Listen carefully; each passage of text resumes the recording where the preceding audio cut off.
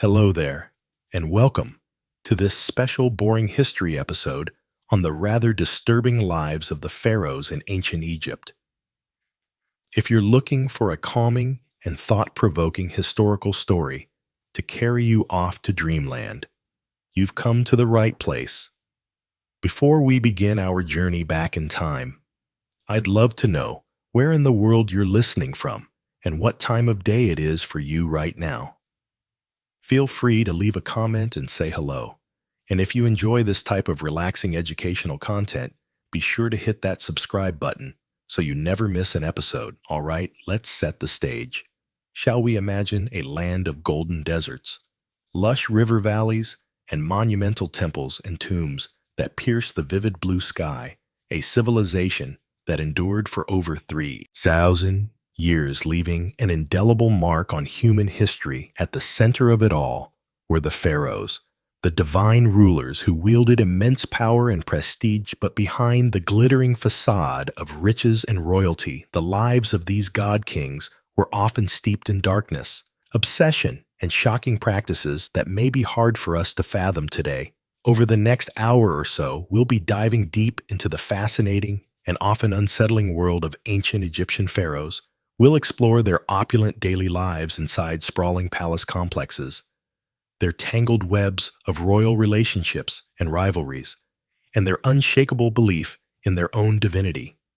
We'll also confront the pharaohs' fixation on death and the afterlife, which drove them to construct ever more elaborate tombs, funerary temples, and even led some to engage in the chilling practice of human sacrifice. By the end of our journey, we'll have encountered influential figures like Hatshepsut, Akhenaten, King Tut, and Ramses, and trace the captivating mysteries modern archaeologists are still unraveling about their lives and times. It's a story of power, magic, obsession, and eternal legacies that have enthralled the world for centuries. So dim, the lights settle in and let the intrigues of ancient Egypt softly whisk you away on the wings of history. But before we fully immerse ourselves in the distant past, let's first zoom out and take an ancient Egyptian civilization at its height, stretching from around 3100 BCE to 30 BCE. Ancient Egypt was one of the first and longest lasting complex societies in human history.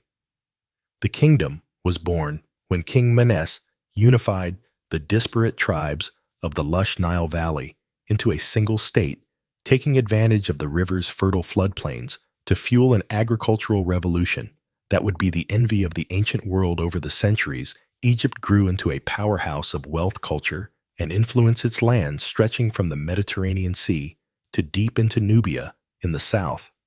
The pharaohs presided over a centralized state with a sophisticated bureaucracy, groundbreaking technological advancements like the ox-drawn plow and sailboats, and a rich culture that produced timeless works of art, architecture, and literature. The Egyptians developed one of the world's earliest writing systems in the form of hieroglyphics, as well as a 365-day calendar that tracked the annual flooding of the Nile with uncanny precision. But perhaps their most visible and enduring achievements were the colossal monuments they left behind: the Great Pyramids, sprawling temple complexes, and subterranean tombs hewn into cliffsides. These awe-inspiring feats of engineering served to project the godlike power and prestige of the pharaohs, while also hinting at the depths of their obsession with death and eternity. For the pharaohs, this earthly life was but a prelude to a glorious and well-provisioned immortality, and they would bend immense resources and human capital to securing their share of forever. At the center of this remarkable civilization were the pharaohs themselves, the divine kings who ruled as the living embodiment of the god Horus on earth. The pharaoh was the supreme authority in all matters of state, religion, and war, wielding a level of power and influence that would be almost unimaginable today.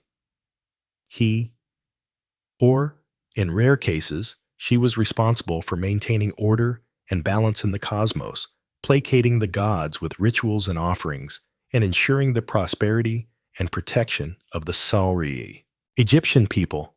But this exalted status came with a dark side as well.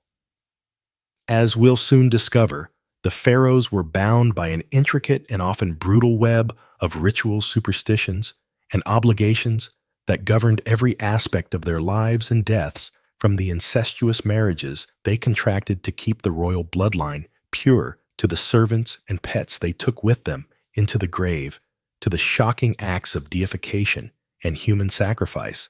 Some pharaohs engaged in the lives of these divine rulers were often steeped in as much darkness as light. So, as we set off to explore the private lives and enduring legacy of some of history's most iconic and influential rulers, brace yourself for a journey into the captivating, beguiling, and at times disturbing world of the pharaohs of ancient Egypt. Let's begin by imagining a day in the life of a pharaoh at the height of the New Kingdom, around 1500 BCE. Dawn breaks gently over the shining limestone walls of the pharaoh's sprawling palace complex at Thebes. The king and his entourage, aroused from their sleep by the soft sound of blind musicians serenading the sunrise, as barefoot servants pad silently through torchlit halls, bearing trays of delicacies to break the royal fast in the palace's colonna. Dated courtyards, songbirds flit among lush gardens and burbling fountains as tamed baboons and lion cubs lounge in the shade. The pharaoh emerges from his bedchamber, accompanied by a series of body servants who have spent the last hour attending to his elaborate grooming regimen. They've shaved his head and body, silky smooth to stave off lice, lined his eyes with striking kohl and green malachite, and anointed his limbs with fragrant oils and perfumes. Gold and electrum gleam at his throat and wrists, while an exquisite crown in the shape of a falcon encircles his brow, a symbol of his divine kinship with the god Horus. Thus arrayed in all his finery, the living god strides forth to begin his packed schedule of daily duties and devotions. First on the agenda is a visit to the palace shrine to make offerings and libations to the chief gods: Re, the sun god; Osiris, the god of the underworld; and the pharaoh's own deified ancestors. Chanting priests fill the incense-perfumed air with hymns and prayers as the king prostrates himself before the serene, painted gazes of the gods. With his religious obligations discharged, the pharaoh convenes his council to hear petitions, dispense judgments, and consult on affairs of state, seated on a golden throne. He listens as his vizier reads out the day's business boundary, disputes to settle trade agreements, to negotiate construction projects to oversee. Though he solicits advice from his most trusted courtiers, the final word on all matters ultimately rests with him. The day wears on in a blur of ceremonies and spectacles designed to awe the populace and reinforce the pharaoh's divine right to rule. The king processes through the city in a magnificent chariot, the cheers of his subjects rising like a wave as he showers them with gifts of gold and grain. He officiates over the ritual opening of a new temple, driving in the first peg with a golden mallet, as priests chant incantations to seal the sacred space. But even in these moments of public triumph, an undercurrent of dark superstition and obsessive ritual runs beneath the surface. The pharaoh is careful to always enter a room right foot first to ward off evil spirits. He eats only with his left hand, reserving his right for communing with the gods, and he never ever allows his shadow to fall across a priest or a statue of a deity, lest he incur divine wrath that could bring ruin upon the kingdom. As Re's fiery orb sinks slowly toward the western horizon, the pharaoh retires to his private quarters for a few snatched moments of relaxation before the evening banquet. Dancing girls sway sinuously to the strains of harps and lyres, while the king sips date wine from a golden goblet and contemplates the finer points of theology with his advisors. But even in repose, the specter of death and eternity are never far from his mind, for the pharaoh knows that this mortal life, however opulent and godlike, is but a fleeting dream compared to the glorious forever that awaits him in the field of reeds. It's why he's already poured untold resources into his tomb in the Valley of the Kings, a hidden city of the dead, where he will reign in splendor for all eternity. But first he must navigate the tangled web of obligations and dangers that come with wearing the double crown. And nowhere are those perils more present than in his own royal household. From the day he ascends the throne, one of the pharaoh's most pressing duties is to secure the succession by producing a male heir, but in the incestuous hothouse of the royal family, where pharaohs routinely wed their siblings and even their own children to keep the bloodline pure. The battle for power and influence is always seething, just beneath the gilded surface. The king's great royal wife may be his half-sister, but that doesn't stop her from plotting with priests and courtiers to advance her own son's claim to the throne over that of his older half-brother. Indeed, the annals of Egyptian history are littered with tales of palace intrigue, rival queens, and ruthless power plays between potential heirs. Take the remarkable story of Hatshepsut, the female pharaoh who ruled as king in her own right for over 20 years in the 15th century BC.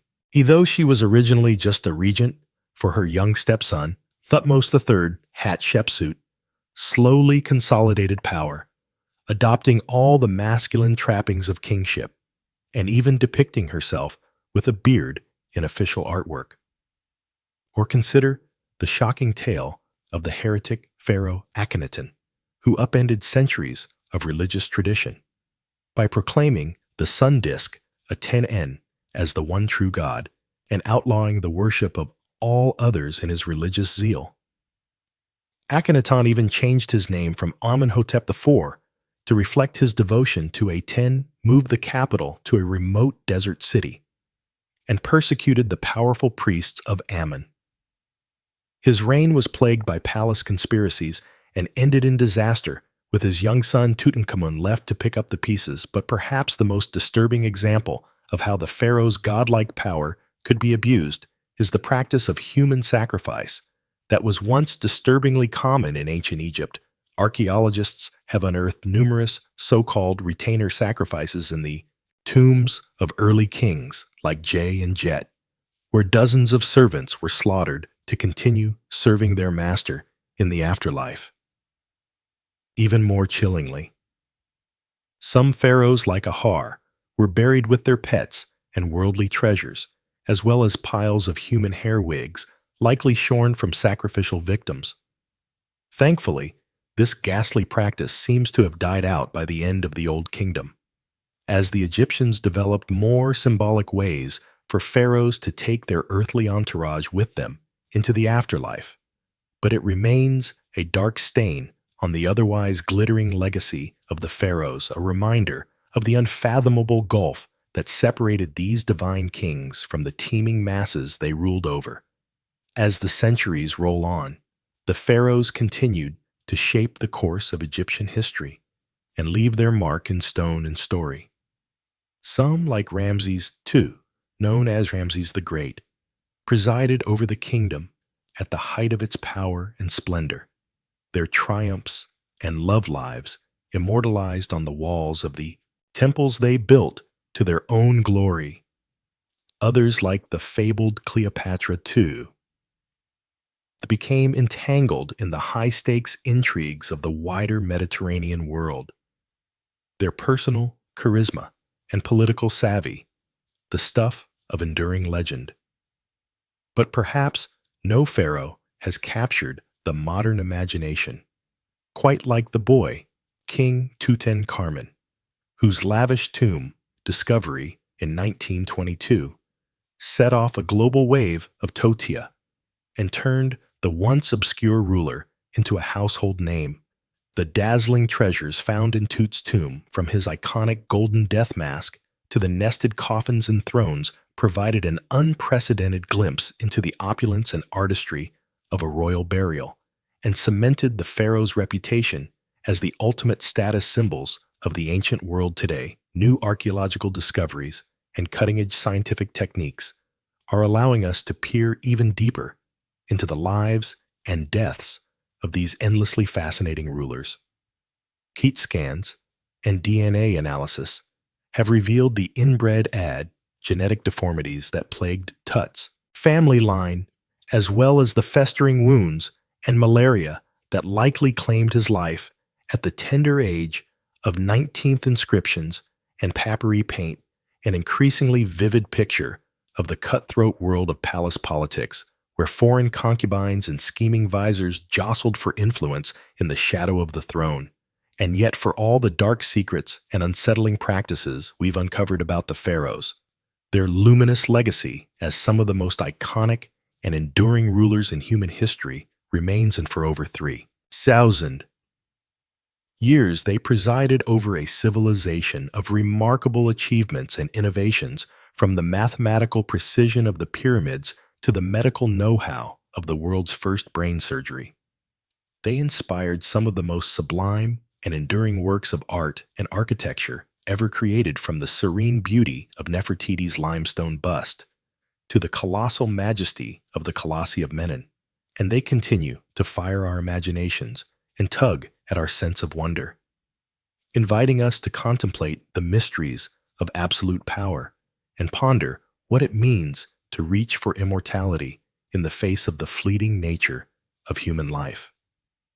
So the next time you find yourself gazing up at the inscrutable face of the Sphinx, or marveling at the golden splendor of Tutankhamun's Harari mask, take a moment to reflect on the pharaohs who once wielded godlike power over the lives of millions. Theirs is a story of dazzling triumphs and shocking abuses, soaring monuments and chilling body counts, unimaginable wealth and existential dread in the face of eternity. It's a story that reminds us of the heights of human achievement and the depths of our capacity for cruelty, the unquenchable thirst for immortality, and the inescapable reality of death. And it's a story that will continue to captivate us as long as the timeless stones of ancient Egypt keep their secrets close, inviting each new generation to unravel anew the endlessly fascinating riddle of the pharaohs. And with that, we've reached the end of our whirlwind tour through the disturbing and dazzling lives of ancient Egyptian pharaohs. I hope you've enjoyed this deep dive into one of history's most iconic and influential civilizations, and that the stories of these larger-than-life rulers have provided some rich food for thought as you drift off to sleep.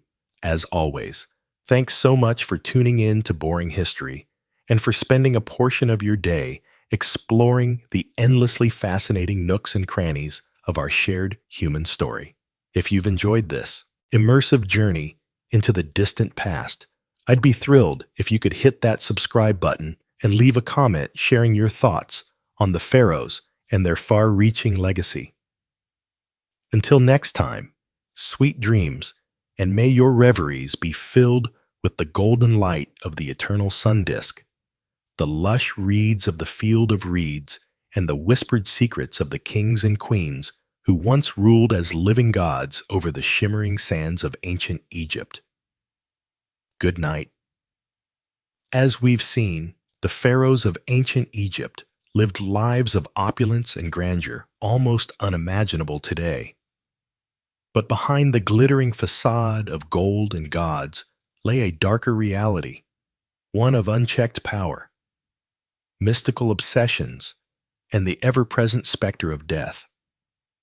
Perhaps no pharaoh embodied these contradictions more than Ramses II, also known as Ramses the Great. Ascending to the throne around 1279 BC, Ramses would rule for an astonishing 66 years, one of the longest reigns in Egyptian history. He presided over an era of great prosperity and embarked on a massive building campaign, erecting temples, obelisks, and statues across the empire. The sheer scale and grandeur of these monuments were meant to awe his subjects and proclaim his divine power for all eternity. But Ramses II's thirst for glory and immortality knew no bounds. He fathered over 100 children with a vast harem of wives and concubines. he didn't hesitate to deface or outright destroy the temples and monuments of previous rulers, replacing their names and images with his own in a brazen act of propaganda. Even the colossal statues he erected of himself, some towering over 80 feet tall, were exercises in deified narcissism and self-aggrandizement. Yet perhaps most disturbing were the measures Ramses took to ensure his own afterlife, his sprawling tomb complex. The Ramesseum included a massivary temple served by an entire city of priests, artisans, and slaves. Ramses spared no expense furnishing his eternal resting place, packing it with unimaginable treasures, golden chariots, exquisite furniture, intricately carved alabaster vessels. Even his beloved pet lion was mummified to accompany him. But Ramses didn't stop there. Recent excavations suggest that many of the pharaoh's household staff, including his concubines, were ritually sacrificed upon his death, so they could continue serving him in the afterlife. The remains of these victims paint a grim picture, their bodies posed as if still waiting hand and foot on their master, now an eternally divine king. It's a chilling reminder of just how far ancient Egyptian rulers were willing to go in their quest for immortality and godlike power. Ramses, too, may have reigned over a golden age, but he also exploited untold thousands in service of his own vanity and delusions of divinity. The blood and sweat of commoners quite literally built his legacy. While Ramses the Great was a particularly egregious example, he was far from the only pharaoh to abuse his absolute power in such ways. His predecessors, Amenhotep III and Akhenaten, undertook similarly ambitious and self-serving building projects.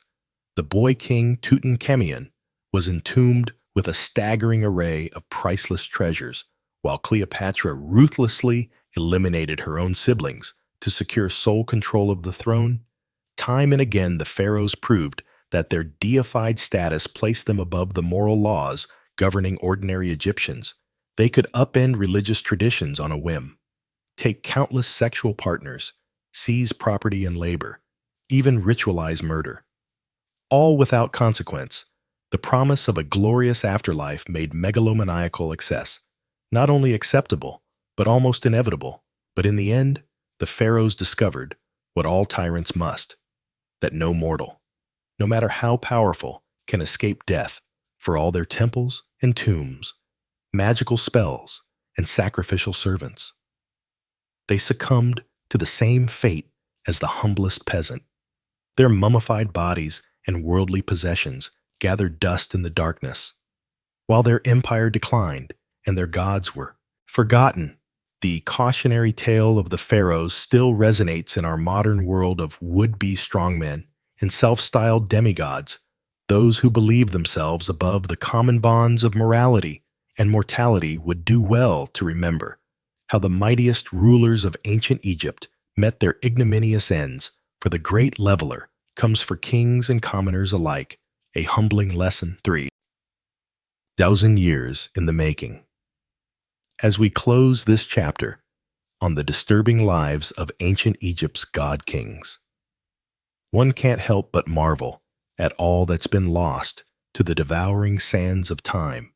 We may have unearthed their treasures and unraveled some of their secrets, but so much remains unknown about this captivating civilization that built wonders and banished moral constraints.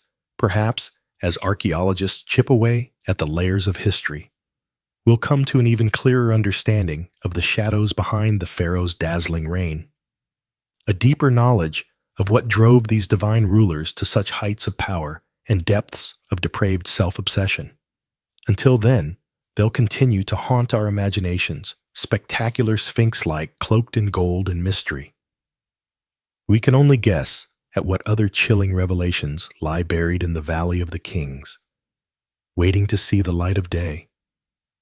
Once more, tales of tyrants and god-kings faded to dust and etched in eternity, a reminder that even the grandest of empires, most glorified of rulers, can't escape time's inexorable march. So, as we drift off to sleep, our heads filled with gilded sarcophagi and whispering spirits, let's ponder the enduring allure of these ancient royals who held the power of life and death, heaven and earth in their manicured hands, and be thankful, perhaps, that their like will never walk among us again. Divine, decadent, and undone by their own towering egos. The next morning would see the pharaoh embark on his daily routine of religious duties and governing. He would first bathe in a sacred pool, or be cleansed with holy water by priests, a ritual believed to purify both body and spirit. The pharaoh was then dressed in the finest linens adorned with regal symbols, like the double-crowned scepter and crook. Each item held deep meaning. The crook representing his role as shepherd of his people. The flail, his authority to punish enemies of Egypt. But even these mundane morning tasks were imbued with layers of spiritual significance. Every movement was like a carefully choreographed dance governed by the strict rules of Mahat, the cosmic order that held the universe together. To deviate even slightly from these divine protocols was to court chaos and risk the god's wrath. It was a heavy, existential burden to bear, but one seen as absolutely essential for a living god once attired in his divine regalia. The pharaoh would emerge from the palace to begin his packed schedule. Often first up was a visit to the temple to make offerings to the gods and perform vital rituals as the high priest of every temple. His role was to gratify the gods and secure their continued blessings for Egypt. He would deliver offerings, recite sacred spells, and burn incense to the cult statues in the temple sanctuary. No matter how tedious, each rite had to be performed with perfect precision, like maintaining a cosmic engine. Even the subtlest mistake could have catastrophic consequences. The famous pyramid texts carved on the walls of royal tombs were essentially a script for the pharaoh to follow in the afterlife, guiding him through the trials to reach the blessed field of reeds. One can only imagine the intense pressure and anxiety of having to execute the rituals flawlessly, with the highest stakes imaginable riding on them. With his religious duties complete, the pharaoh would turn to the business of governing Egypt. He would meet with his most trusted advisors who acted as his eyes and ears throughout the land. They delivered reports on the political situation in Egypt and its diplomatic ties with rivals like the Nubians, Hittites, and Mesopotamians. The pharaoh would hear petitions from his people and pronounce his judgments according to Mahat. Although the viziers oversaw the vast state bureaucracy on a day-to-day basis, the pharaoh had the final say on all matters and was expected to uphold justice. Governing a massive state was challenging enough, but the pharaoh's absolute power created its own disturbing incentives with no real check on his whims. A pharaoh could easily succumb to corruption or tyranny. If he wished, some pharaohs imposed brutal taxes and forced labor on their subjects to build their own lavish monuments. Others grew paranoid and resorted to ruthless purges of anyone they perceived as a threat. The Ptolemaic pharaoh Toi IV had his own mother and brother murdered to eliminate potential rivals to the throne with ultimate power over life and death. Even the bonds of family could turn deadly. But the pharaoh's day wasn't all blood and toil. He was also entitled to enjoy the finest earthly pleasures and leisure pursuits. He might go on a hunting expedition in the desert, firing arrows from his war chariot at fleeing lions and gazelles. The hunt was seen as a metaphor for the pharaoh's triumph over the forces of chaos that constantly threatened Egypt. A successful hunt proved his vitality and warrior prowess. The pharaoh might also indulge in a board game of Senet with one of his trusted courtiers. Senet was hugely popular among the Egyptian elite and even took on spiritual dimensions. Some believe the game mimicked the soul's journey through the Duat underworld, with the final squares representing the gates of the afterlife. Here again, the lines between earthly recreation and cosmic symbolism were always blurred as Re's journey across the sky drew to a close, and shadows lengthened. The pharaoh would finally retire to his chambers after a long day of service to the two lands. But even in rest, his divine duties never ceased. The pharaoh's sleep was believed to mystically merge his bar soul with the sun, God renewing his divine life force. It was a time of strange visions and communion with the gods. Not mere repose, enigmatic dream books have survived that were used to help interpret the pharaoh's dreams and discern divine messages in them. In one disturbing dream from the Chester Batty Papyrus, the pharaoh Ramses II dreamed he saw Ptah, the great creator god of Memphis, standing over him with a sword. Ptah angrily chastised him for not completing his temple and struck him on his side. When Ramses awoke, he was determined to appease the wrathful deity by expediting work on the temple. Even in his own dreams, it seemed there was no refuge from the crushing pressure of his role. The pharaoh's waking hours may have passed according to strict ritual and protocol, but his sleeping mind was an untamed landscape where deities and demons roamed freely. The same potent magic he wielded by day held sway in this nocturnal realm, for good or ill spells were carved on headrests and bed frames to protect the vulnerable sleeper from malign forces, and this liminal space between waking and dreaming was a potent time for communing with the unseen and for divining the gods' muriel wills. The life of a pharaoh from sun up to sundown was a tightrope walk between the earthly and divine, the banal and sublime. Every action, no matter how routine, took on transcendent significance. In a world pulsing with magic and portent, there could be no real distinction between sacred and profane. That pervasive aura of mysticism and symbolism infused the pharaoh's day-to-day existence, but also justified the absolute power he wielded by upholding Mahat. In the material realm, the pharaoh sustained the proper order that kept the cosmos from dissolving into oblivion.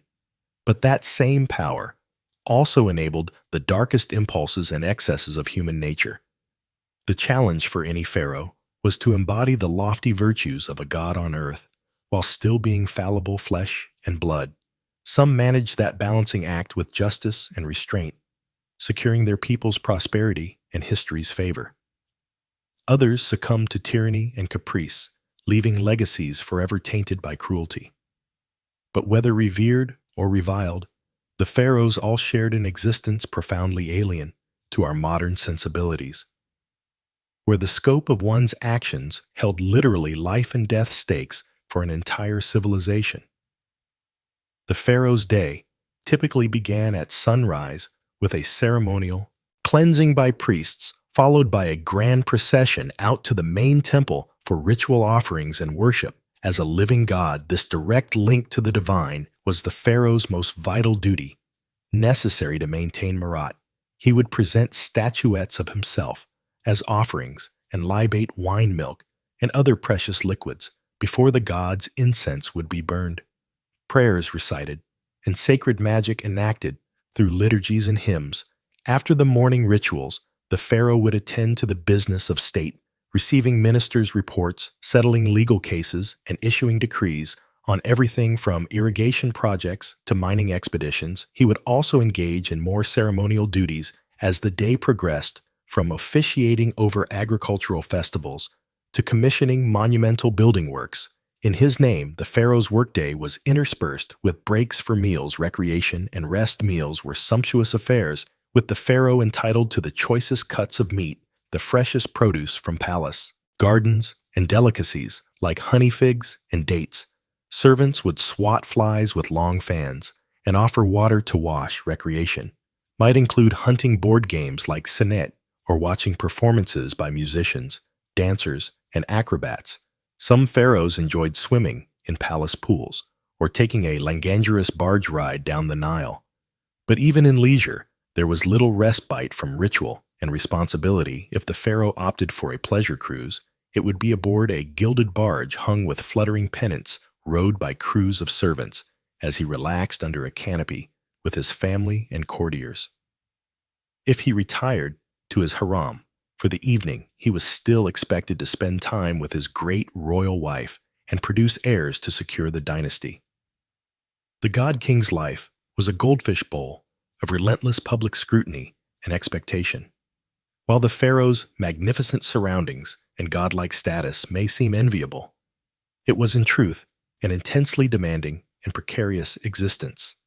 The smallest lapse in upholding Marat, whether ritual or moral, could unleash the furies of fate upon the entire land. He was like an acrobat crossing the Nile on a gossamer thread, poised between the earthly and the eternal. The burden of his office was an exhausting marathon of pageantry and weighty decisions with the highest possible stakes in play. As the pharaoh finally retired for the evening borne aloft on a gilded palanquin to his royal bedchamber, the day's exertions would take their toll, falling into a dreamless sleep. He could at last slip the yoke of ritual and protocol, however briefly. In the morning, the great wheel would turn once more, and the demigod would re-emerge to greet the rising sun. But in those darkest hours before dawn, the pharaoh's chamber was a hushed sanctum of shadows and murmuring breaths of stillness and quiet here, in night's forgiving embrace. He was merely human once more. Royal relationships and rivalries. The ancient Egyptian royal court was a hothouse of political intrigue, power plays, and Machiavellian machinations. At its apex was the pharaoh himself, the nucleus around which courtiers, officials, priests, and supplicants all revolved like planets around the sun. But the pharaoh was far from alone in his gilded cage, from incestuous marriages to murderous feuds. The intimate relationships and sting rivalries of the royal household were an eternal wellspring of drama to rival any soap opera. The women who surrounded the pharaoh were some of the most influential and intriguing figures in the palace. Foremost among them was the great royal wife, the queen, who was meant to be the pharaoh's favorite consort and chief partner in ruling Egypt. Many queens wielded substantial power in their own right, with some like Nefertiti and Hatshepsut even eclipsing their husband's authority. Nefertiti, the legendary beauty and great royal wife of the oddball pharaoh, Akhenaten, may have reigned as a full-fledged co-ruler beside him during the height of the Amarna period's religious upheaval. She vanished mysteriously from the record in Akhenaten's final years, but some tantalizing clues hint that she may have even succeeded him as the shrouded pharaoh. The jury's still out on that enigma. Hatshepsut's unprecedented power play was even more dramatic, as the royal daughter-wife and mother of kings. Hatshepsut was uniquely poised to make her move when her young stepson, Thutmose II, inherited the throne, first serving as his regent. Hatshepsut soon assumed the full titles and regalia of a king, in her own right dropping the feminine endings from her royal name. For over 2 decades, Egypt had a female pharaoh in all but anatomy, dominating a time of immense prosperity and monumental building. Only after her death did Thutmose III emerge from the shadow of his formidable stepmother, but being the pharaoh's chief wife and queen was no guarantee of an easy life. In a polygamous palace, the queen always had to stay on her toes to maintain her influence and guard against rivals. One of the most infamous examples was the bitter war between Ramses II's chief queen Nefertari and the secondary wife, Isetneferet, mother of the heir-apparent court. Gossip gleefully chronicled how the two powerful women schemed ceaselessly against each other, using everything from lavish banquets to slanderous graffiti to sway the pharaoh's favor. The stakes in this Game of Thrones were immensely high, as queens vied to secure the succession for their own sons. Isnefret ultimately triumphed, living to see her son Manpar take the throne, but only after decades of cutthroat intrigue. Such vicious rivalries between a pharaoh's wives were part for the palace course. Incest was another queasy quirk of royal marriages, seen as essential to safeguarding the sacred bloodline. Pharaohs often married their sisters, daughters, and even mothers in an attempt to keep the royal lineage as pure as possible. The Greek Ptolemaic dynasty took this to extremes with the family tree, nodding back on itself in a snarl tangle of repeated incestuous unions. Cleopatra,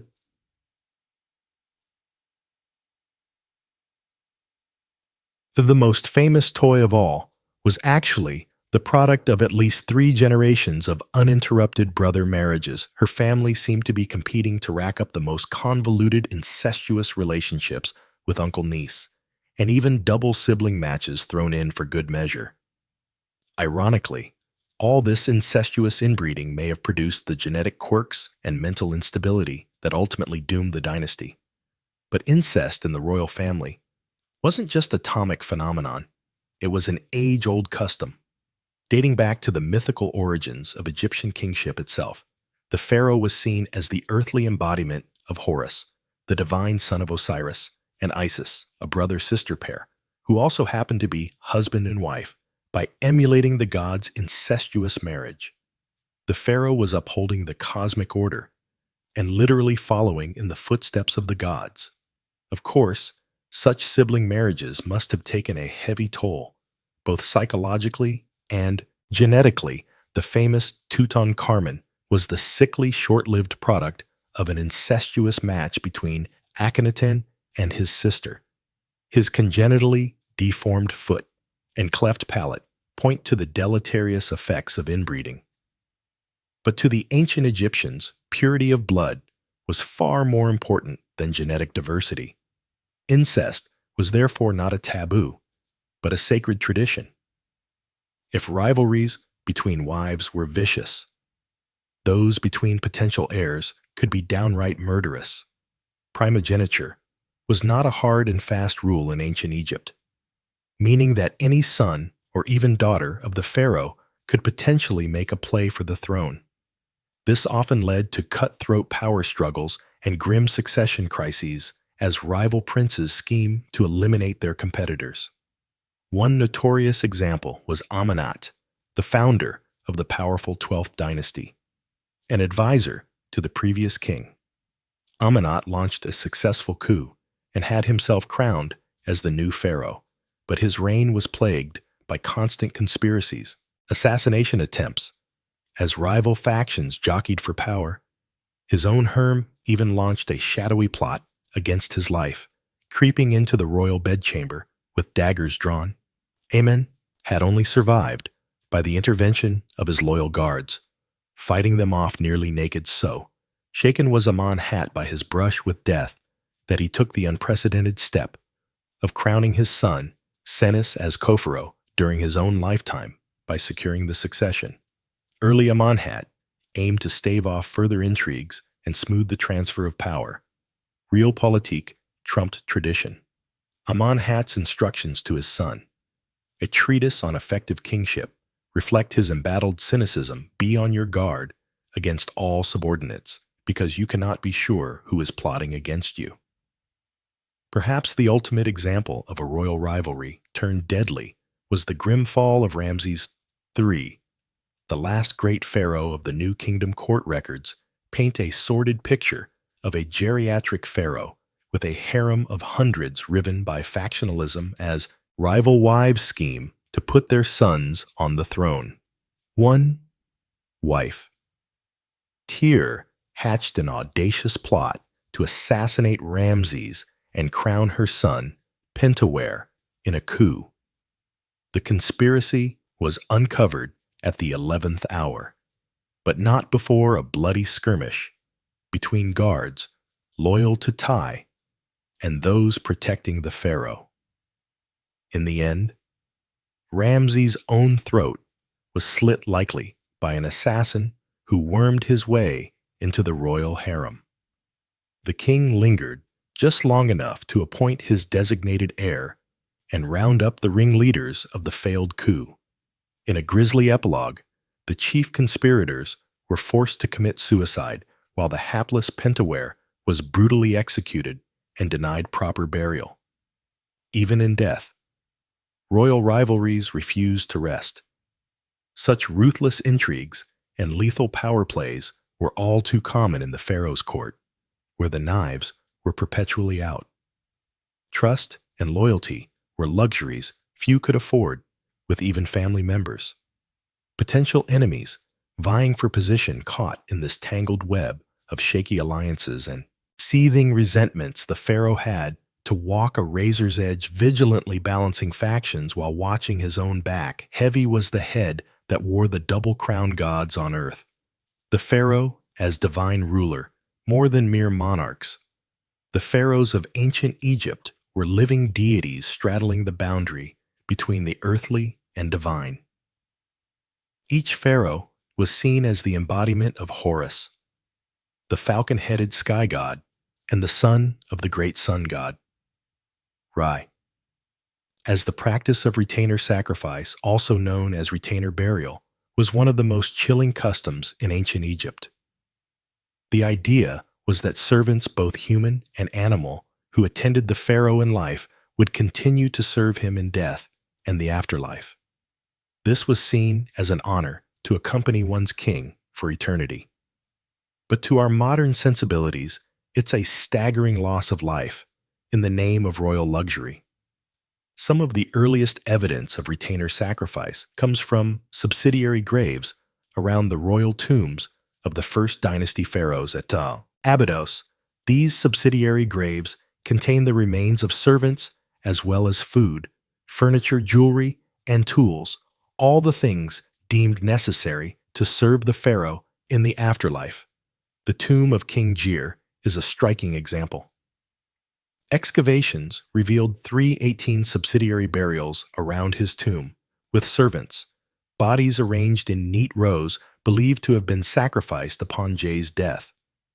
Even more unsettling are the animal sacrifices found in pharaonic tombs. Many kings were buried with their beloved pets to keep them company. Hunting dogs, cats, monkeys, gazelles, and more. But some animal graves are on a whole different scale. The tomb of King Horahar contained 10 donkeys that had carried his funeral gifts. King Nama's tomb held 10 dogs the first dynasty. Pharaoh Wajgi was even buried with no less than 12 baboons, creatures considered sacred to the god Thoth.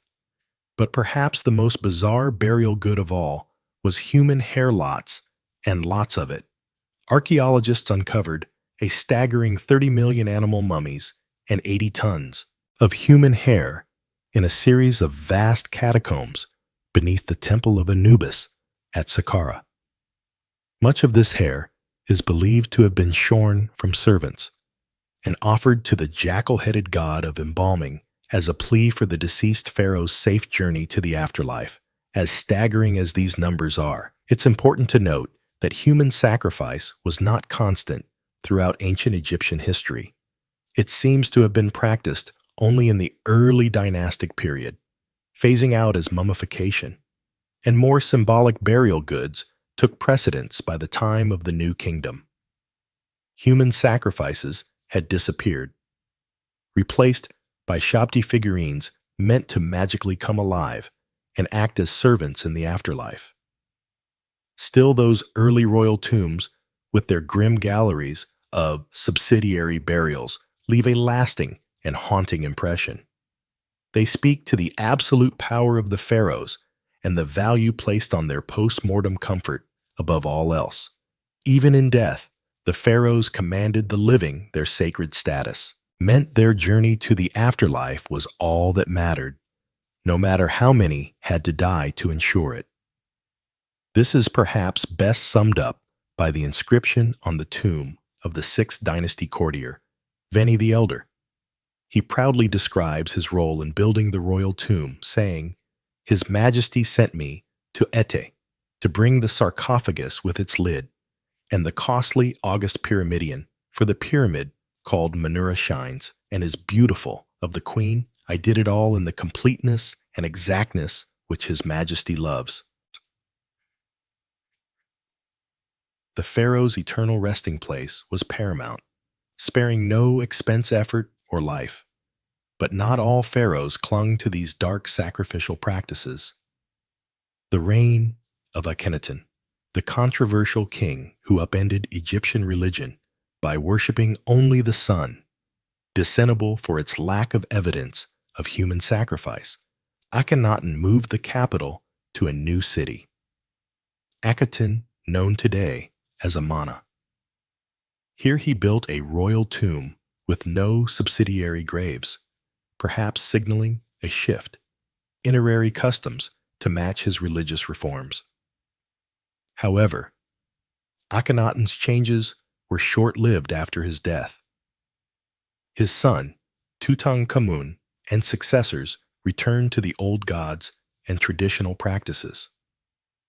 Tuat's own famous tomb, discovered in 1922, was stocked with all the traditional grave goods and mummified remains of his several stillborn daughters. Though not sacrificed in the old way, these children still accompanied him to the afterlife as eternal reminders of his divine blood. And so even as human sacrifice waned, the pharaonic obsession with the afterlife never did. The mummification process grew ever more elaborate, with pharaohs like Seti the Firm and Ramesses II going to their eternal rest in multi-room hidden tombs filled with every earthly treasure.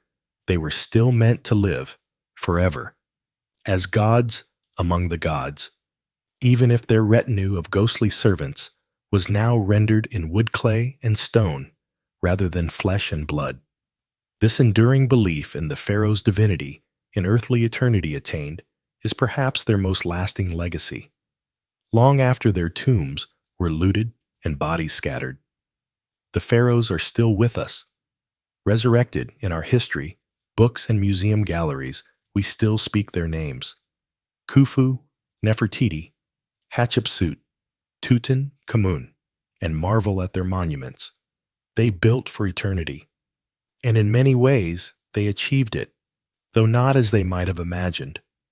For the pharaohs, eternal life was a given, a birthright of their divine status for their subjects. The afterlife had to be earned through service both in this life and the next.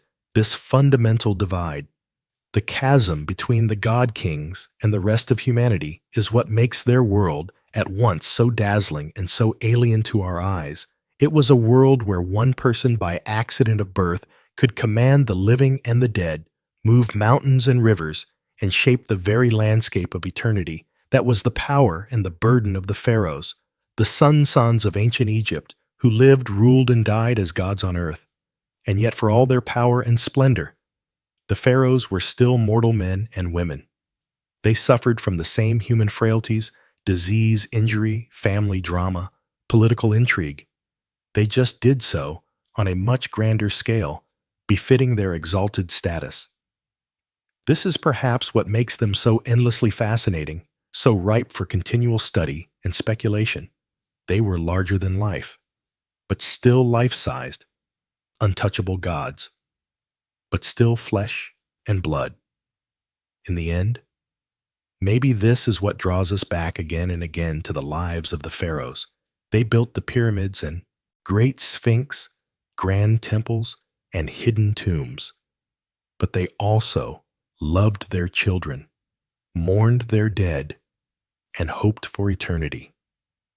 They were both extraordinarily powerful and extraordinarily human, and that more than any monument or mummy is their most enduring legacy. The reminder that even the most exalted among us are still one of us, even a pharaoh beneath the crowns and finery. The incense smoke and chanting priests was still a person, making their way in the world, looking ahead to the next. The ancient Egyptians believed that to speak the name of the dead was to make them live again. Perhaps, then, we are all part of the pharaoh's afterlife. Every time we tell their stories, ponder their lives, and marvel at their works. They built their tombs and pyramids to last till the end of time, and in doing so, they built themselves into the very bedrock of our history. The pharaohs may be gone, but they are not forgotten. They live on in our collective memory, as real and vivid as the paint on their tomb walls. And so we keep them and their extraordinary, disturbing, dazzling world now and for all eternity. And so we lay the pharaohs to rest as they were laid to rest so long ago, with reverence, with wonder, and with the whisper of their names echoing down through the ages. Sleep well, god kings and queens of the Nile. May your car endure, your bar take flight, and your stories be told for all time. And thank you, dear listener, for accompanying us on this journey into the distant past. May the peace of the pharaohs be with you, and may your dreams be as sweet as the lotus blossoms on the Nile. Good night. The immense power and influence wielded by the ancient Egyptian pharaohs is truly mind-boggling to contemplate. Even thousands of years later, as both divine figures and absolute monarchs, these god kings lived lives of luxury and excess that would be unimaginable to the average person. But hand in hand with their privileged status came a darker side, one full of deadly intrigues, power-hungry machinations, and disturbing practices that reveal the heavy burden and often twisted realities of sitting on the throne of Egypt. It was a gilded cage in many ways. Take, for example, the pharaoh's daily routine. While it may have been filled with the finest foods, servants attending to every whim, and leisurely pursuits like hunting, boating, and board games, it was also rigidly prescribed by religious duties and superstitious rituals. Every aspect was governed by a desire to maintain the proper order of the universe, so a pharaoh couldn't simply wake up and do as he pleased. There were temple rites to perform offerings to make, and a pantheon of gods to appease the Egyptians believed that the pharaoh had to carry out these rituals in order for the cycles of nature, like the life-giving Nile floods, to continue. That's a heavy responsibility to bear. Even the pharaoh's personal grooming was laden with meaning. Washing in sacred water from the Nile, shaving their heads, and donning copious amounts of perfume makeup. And jewelry wasn't just about vanity. It was a way of setting themselves apart, of embodying the divine on earth. And it didn't stop at appearances. Practically every minute of a pharaoh's day was scheduled and accounted for, from petitions and offerings in the morning to touring building projects and consulting with advisors in the afternoon. Even their moments of rest and leisure in the evening were shaped by tradition and the need to be seen as more than human. The pressure to live up to this superhuman ideal must have been immense, and it bred more than a few pharaohs who drunk on power and self-aggrandizement took things to dark and disturbing extremes in their quest to be the supreme ruler on both earth and in the afterlife. You can see this most clearly, perhaps in the kind of megalomaniac building projects that pharaohs undertook. Not content with your average tomb or memorial temple, some commanded their subjects to toil for decades on massive, glorious monuments to themselves the great. Pyramid of Giza, one of the 7 wonders of the ancient world, is a perfect example. This was commissioned by the pharaoh Khufu around 2550 BC, standing over 480 feet tall and comprised of over 2 million limestone blocks. It was the tallest man-made structure in the world for almost 4,000 years.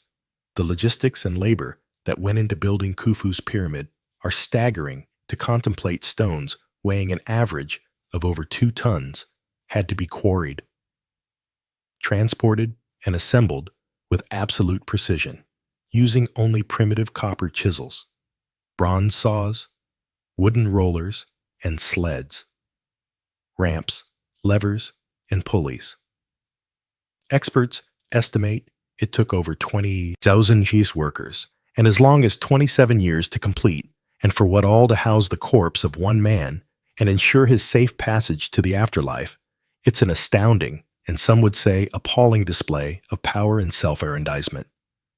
Not to mention that life was incredibly harsh for the armies of workers who built pyramids like Khufu's, They may not have been slaves as popular law often suggests, but the backbreaking work took a serious toll. Scans of skeletal remains from the workers' cemetery show high rates of arthritis, injuries, and stress. Pyramid building eventually fell out of favor, perhaps becoming too costly and time-consuming even for the pharaohs. But the rich and powerful still found other ways to flaunt their wealth in the face of death. Take King Tuten, the famed boy king who ruled in the 14th century BC. While he died young and had a relatively short reign, his golden death mask and opulent grave goods have become enduring symbols of ancient Egypt's wealth and splendor. When Howard Carter unsealed King Tut's small tomb in 1922, he found room after room stuffed to the brim with a dazzling array of over 5,000 priceless objects, golden shrines, jewel-encrusted chests, intricately carved furniture, chariots, clothes, perfumes, and even food and wine to sustain Tut. In the afterlife, the sensational discovery ignited a wave of Tut mania around the world and introduced millions to the glories of ancient Egypt. But it also highlights the phenomenal excess enjoyed by the pharaohs, even the minor ones, like Tutankhamun. Some rulers took it even further, burying loyal subjects with them to serve them in death as they had in life. This is a practice known as retainer sacrifice, and evidence for it has been found in some of the earliest royal tombs, going back to the first dynasty around 3000 BC, in tombs at the royal burial ground of Abydos. Archaeologists discovered the remains of court officials, servants, and even dogs arrayed around the pharaoh's sarcophagus and subsidiary graves. It seems these unlucky attendants were sacrificed to continue their duties in the afterlife, a disturbing reflection of how much the pharaoh's power extended beyond the grave.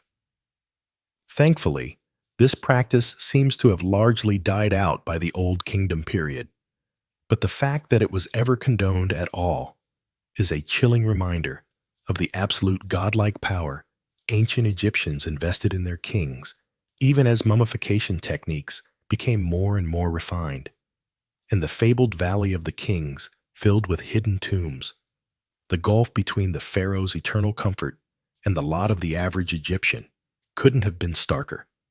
While the royals enjoyed gold jewels and linen wrappings in the afterlife, most people had to make do with a simple pit grave and a few humble trinkets.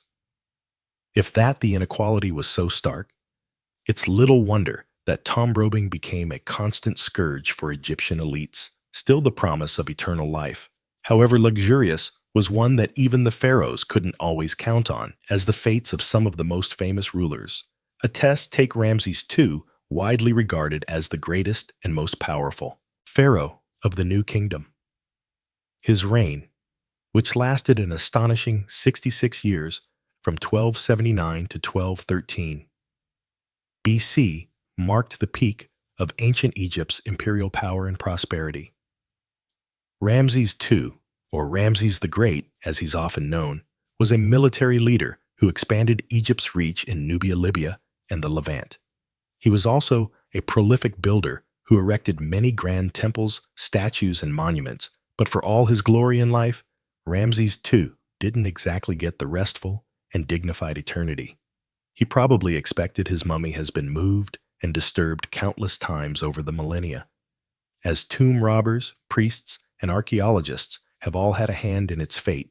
When Ramses' mummy was finally unwrapped in 1886 by Gaston Maspero, the head of the Egyptian Antiquities Service, it was found to be in poor condition. The king's body was broken into pieces. Many bones were missing, and a gaping hole in the skull suggested the work of ancient Lutters, still with his long, aquiline nose, strong jaw, and shock of white hair. Ramses was an imposing figure, even in death. His mummy is now on display at the National Museum of Egyptian Civilization in Cairo, a far cry from his original resting place in the Valley of the Kings. but no less a potent symbol of his enduring power and mystique.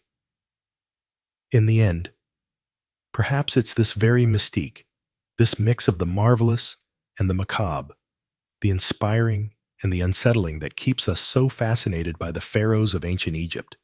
They were larger-than-life figures who wielded immense power and wealth, but they were also mortal men, subject to the same fears, foibles, and fates as the rest of us.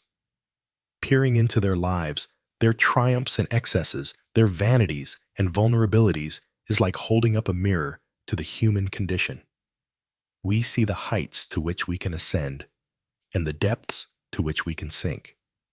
We marvel at the ingenuity and artistry of an ancient civilization, even as we recoil at some of its more disturbing practices. Most of all, we come face to face with the stark realities of power, its seductions, and its pitfalls, its uses and its abuses. The pharaohs may have ruled as gods on earth, but they were also prisoners of a system that demanded constant displays of strength, piety, and conspicuous consumption. In that sense, perhaps we can even feel a twinge of sympathy for these divine rulers trapped in their gilded cages, burdened with the weight of an entire civilization's hopes, dreams, and fears. It's a far cry from the glamorous and carefree existence we might imagine for a god king. But then again, that's the enduring allure of ancient Egypt. It defies our expectations and challenges our assumptions at every turn.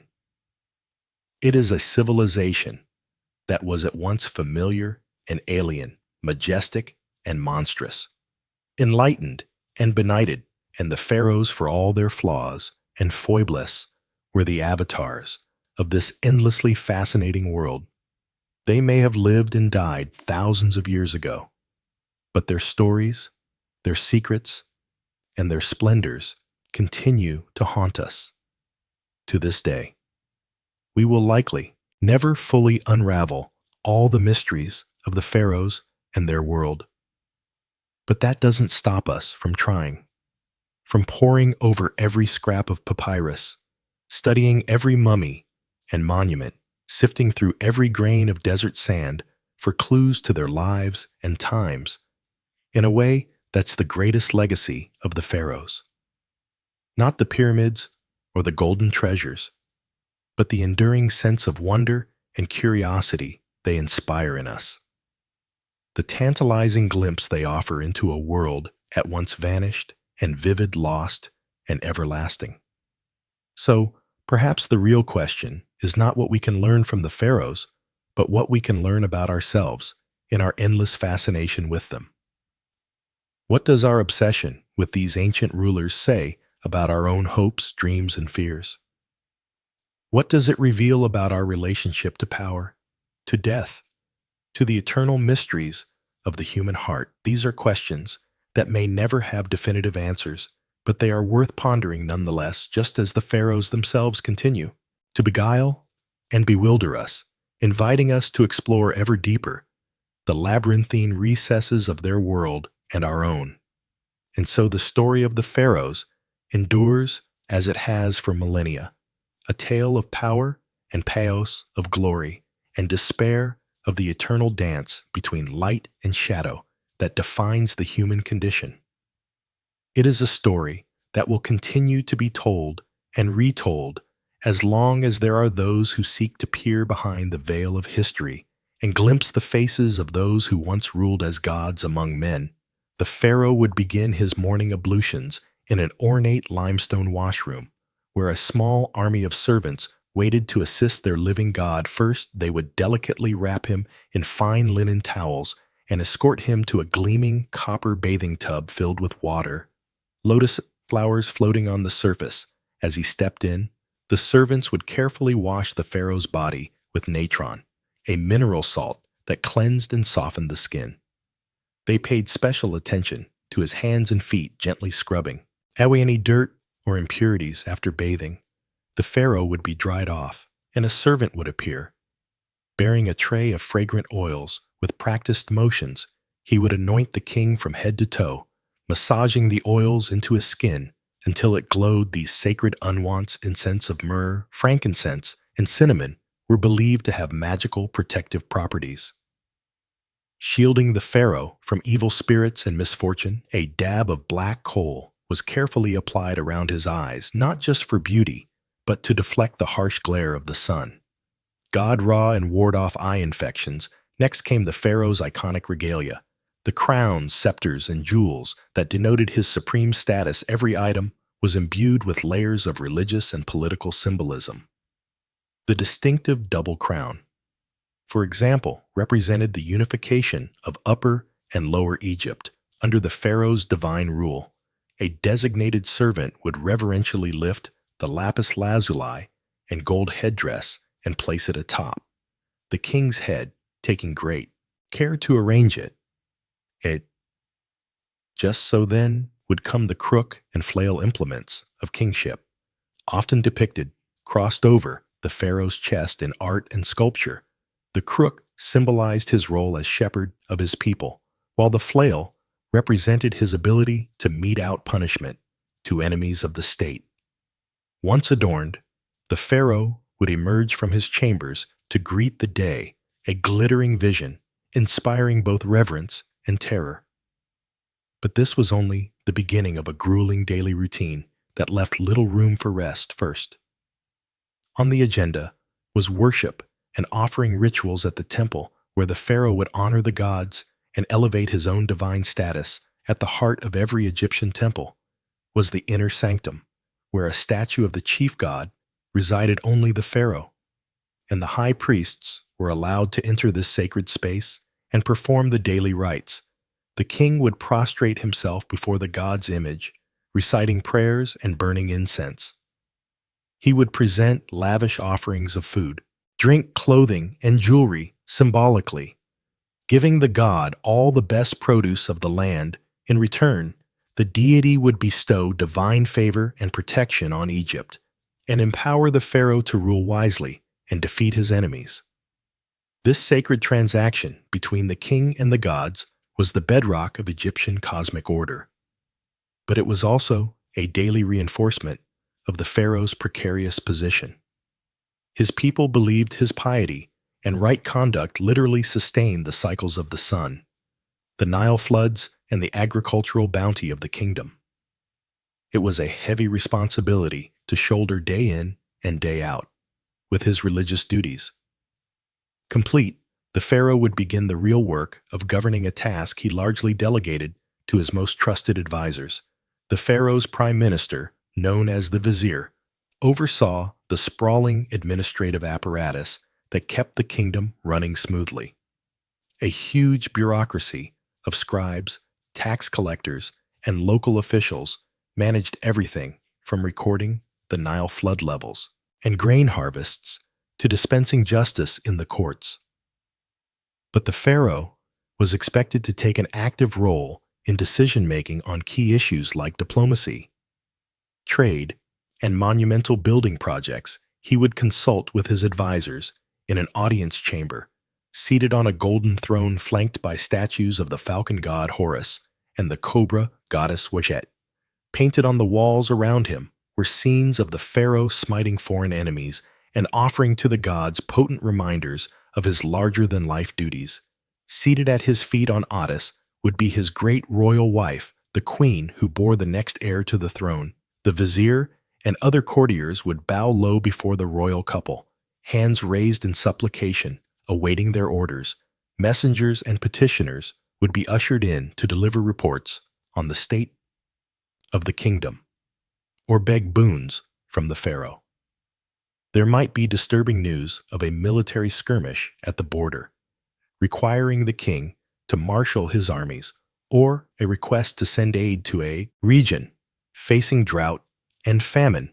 Diplomats from foreign lands would present tribute and tokens of respect in exchange for trade concessions and treaties. The pharaoh would hear each matter in turn, consulting with his advisors and rendering judgments with an authority that could not be questioned.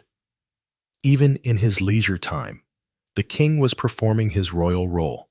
He would go on ceremonial hunting expeditions in the desert, firing arrows at lions and other big game from a speeding chariot. This was a demonstration of his physical prowess and mastery over the wild forces of nature. Important propaganda. In a world where might made right, he would also preside over jubilant religious festivals, like the Opet Festival, celebrating the link between the pharaoh and the great god Amun-Ra. In a spectacular river procession, the pharaoh would accompany statues of Thean triad of gods on a barge sailing down the Nile, as huge crowds thronged the banks to cheer them on. At the end of a long day, the pharaoh would retire to his private quarters where he might indulge in more earthly pleasures. Many kings kept harems of secondary wives and concubines in addition to their great royal wife. These women lived in a separate palace area, visited by the pharaoh whenever he desired. Some pharaohs, like Amenhotep III and Ramses II, had over 100 children from multiple wives, an extensive royal brood, seen as a sign of the king's virility and divine favor. But even in these intimate moments, there was no escaping the religious and ritual significance woven through every aspect of the pharaoh's life. Having intercourse with his wives wasn't just a sexual act. It was a sacred rite, reenacting the creation of the cosmos by the gods. The pharaoh was expected to perform in the bedroom, just as he did on the throne in the battlefield, and the women who shared his bed, while pampered and privileged, also faced intense pressure to produce royal heirs, preferably sons. The stakes were high in a world where the succession of divine kingship was paramount. As the pharaoh drifted off to sleep, no doubt exhausted by the burdens of his exalted station, he could only hope that his efforts had pleased the gods and kept the forces of chaos at bay for another day. Tomorrow would bring new challenges, new opportunities to prove his worth as the living embodiment of divine order on earth.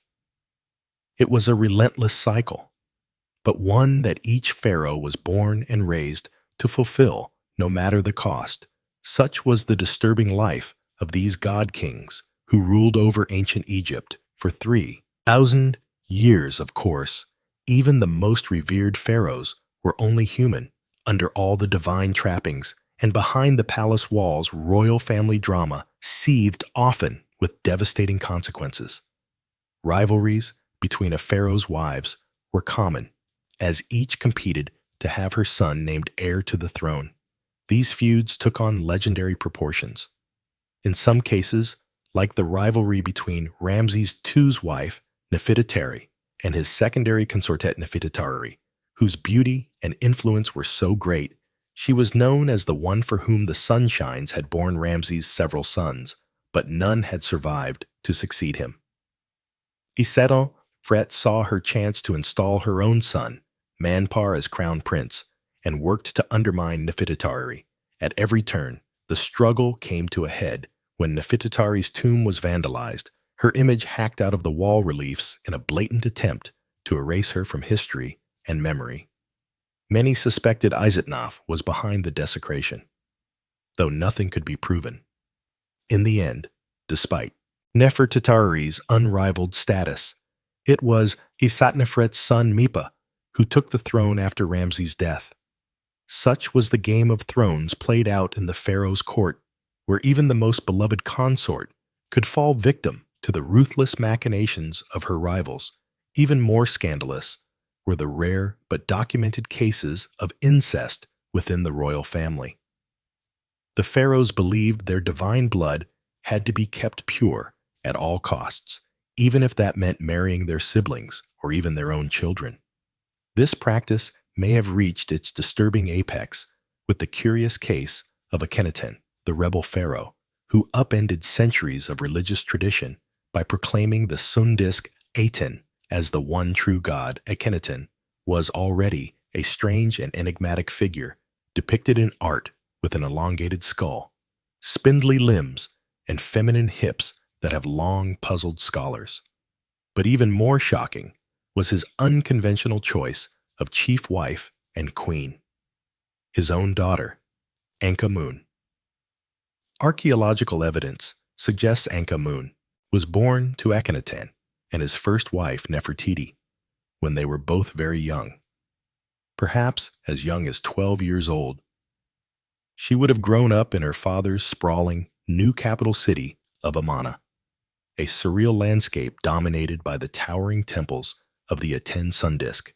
As she blossomed into a young woman, Ankh-Senaman caught the eye of her father, who by then had proclaimed himself the living incarnation of the Aten and banned the worship of all other gods, in a move that must have scandalized the court.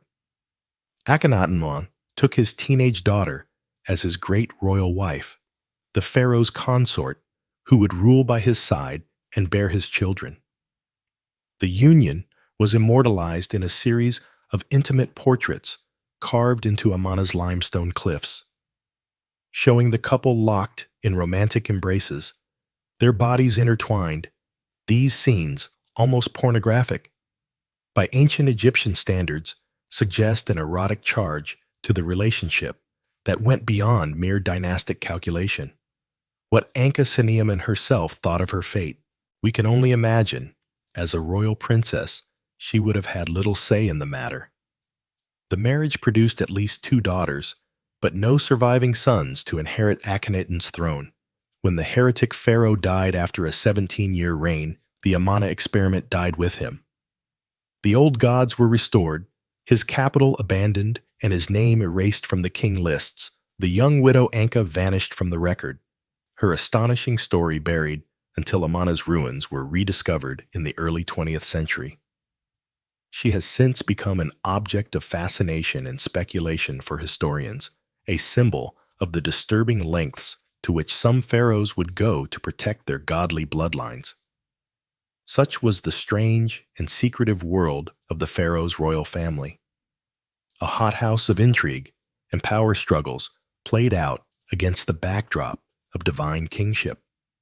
The pharaoh may have been worshipped as a god on earth, but he was also a man with all too human appetites and frailties, and those closest to him, the women and children of his household, often paid the highest price for their proximity to power, from incestuous marriages to murderous rivalries.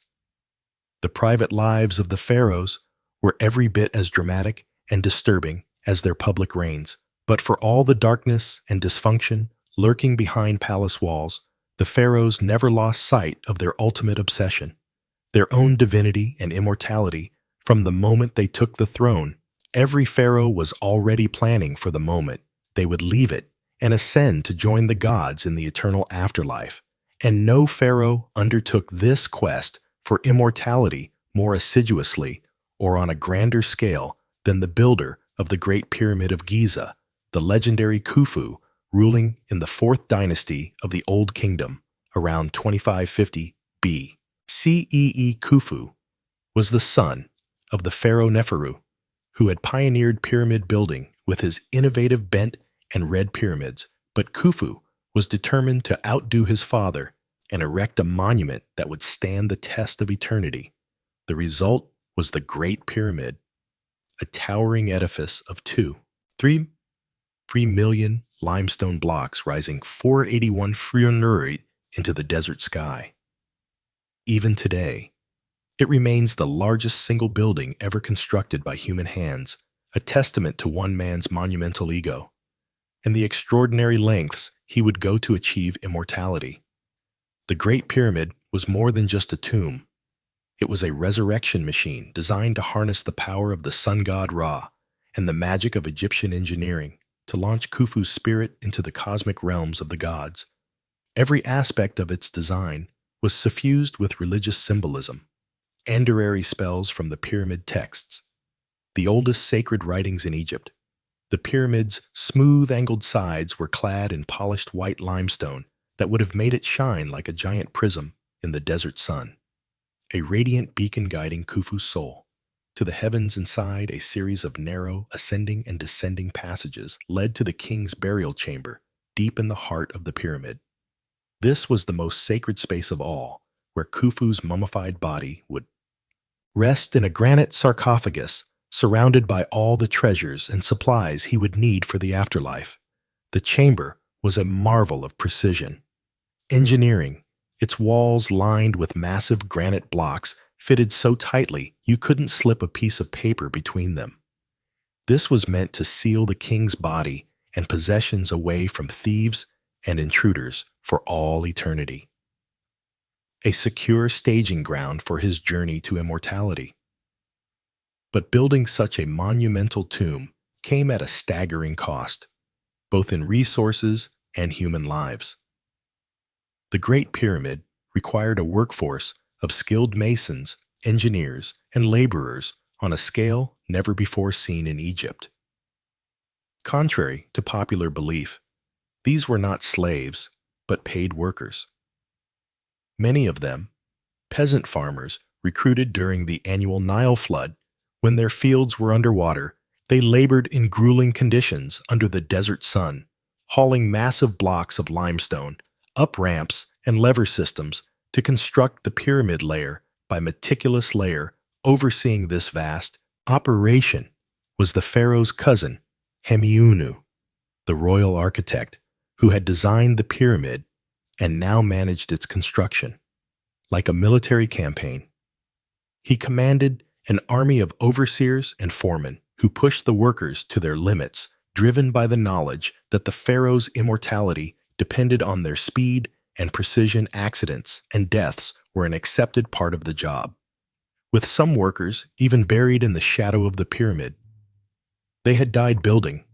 The human cost of Khufu's ambition was immense, but to the pharaoh, it was a price worth paying for eternal life. He saw himself as a divine being, a god incarnate whose spirit would live forever among the stars of the northern sky.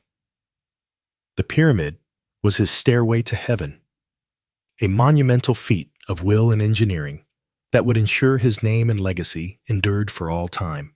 And in a sense, he was right for. 500 years later, we are still marveling at the Great Pyramid and the disturbing lengths to which one pharaoh went to achieve immortality. But even Khufu's audacious monument pales in comparison to the extraordinary measures some of his successors took to equip themselves for the afterlife.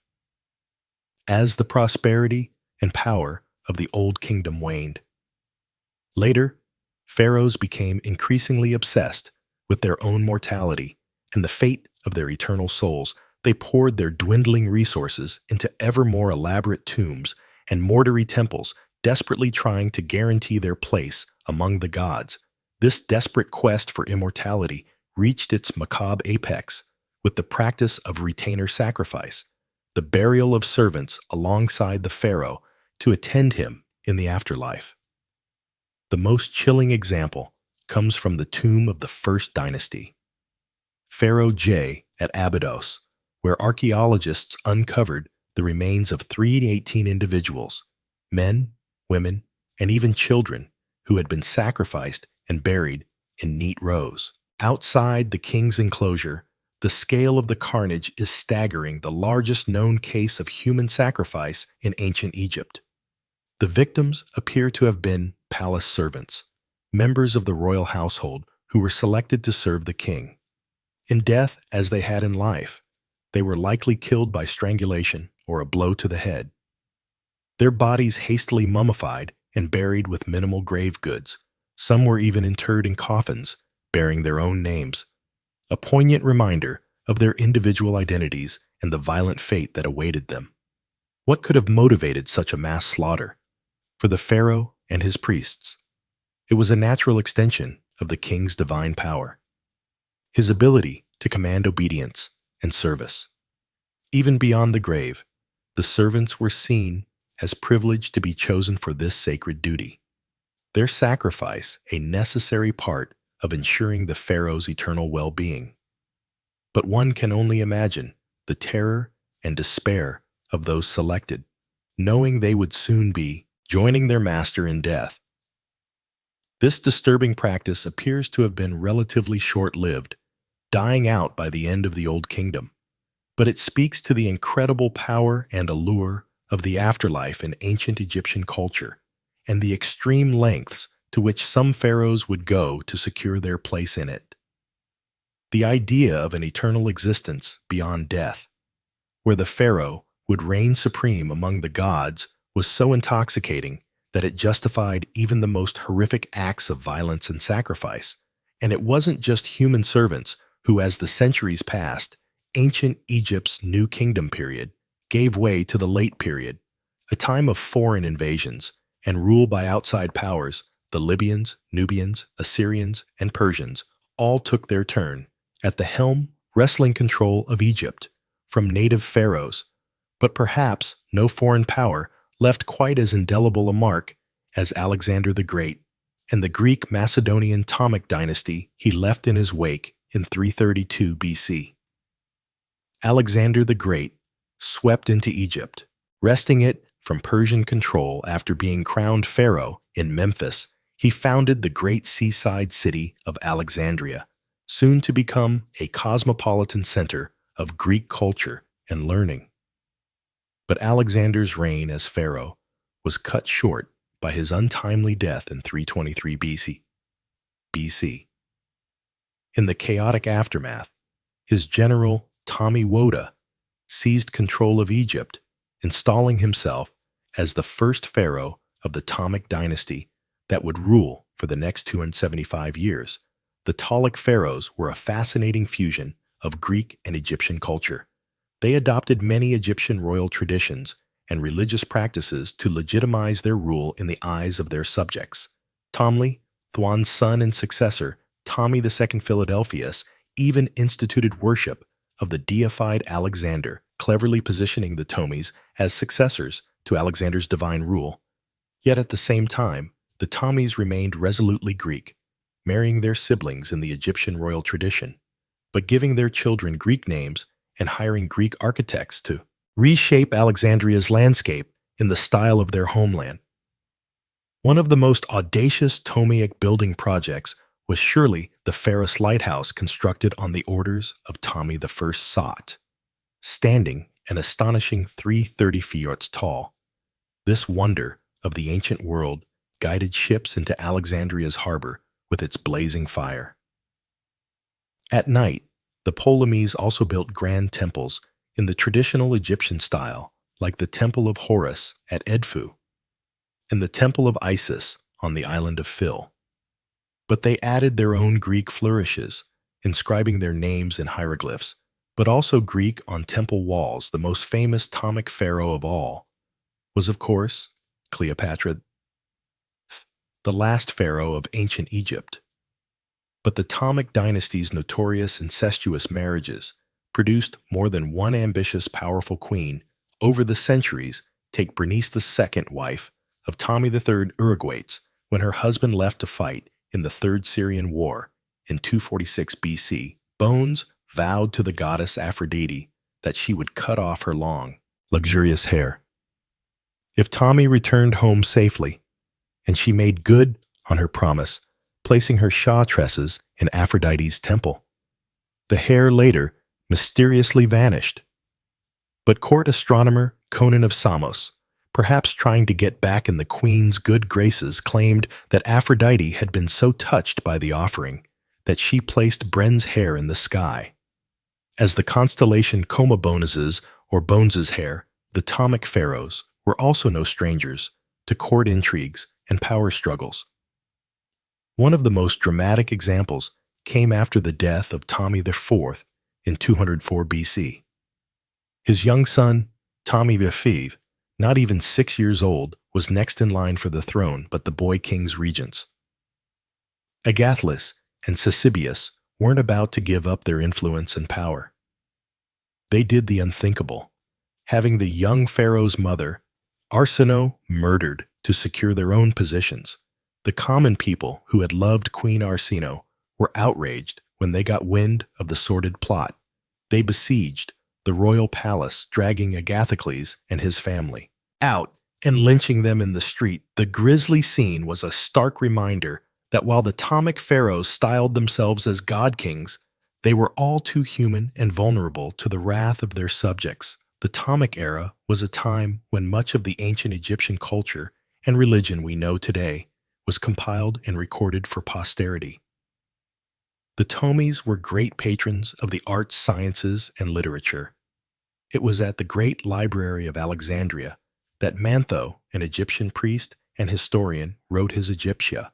This three-volume work, now largely lost, compiled the first comprehensive list of Egyptian pharaohs and divided their reigns into 30 dynasties, the framework we still use to pass ancient Egyptian chronology today.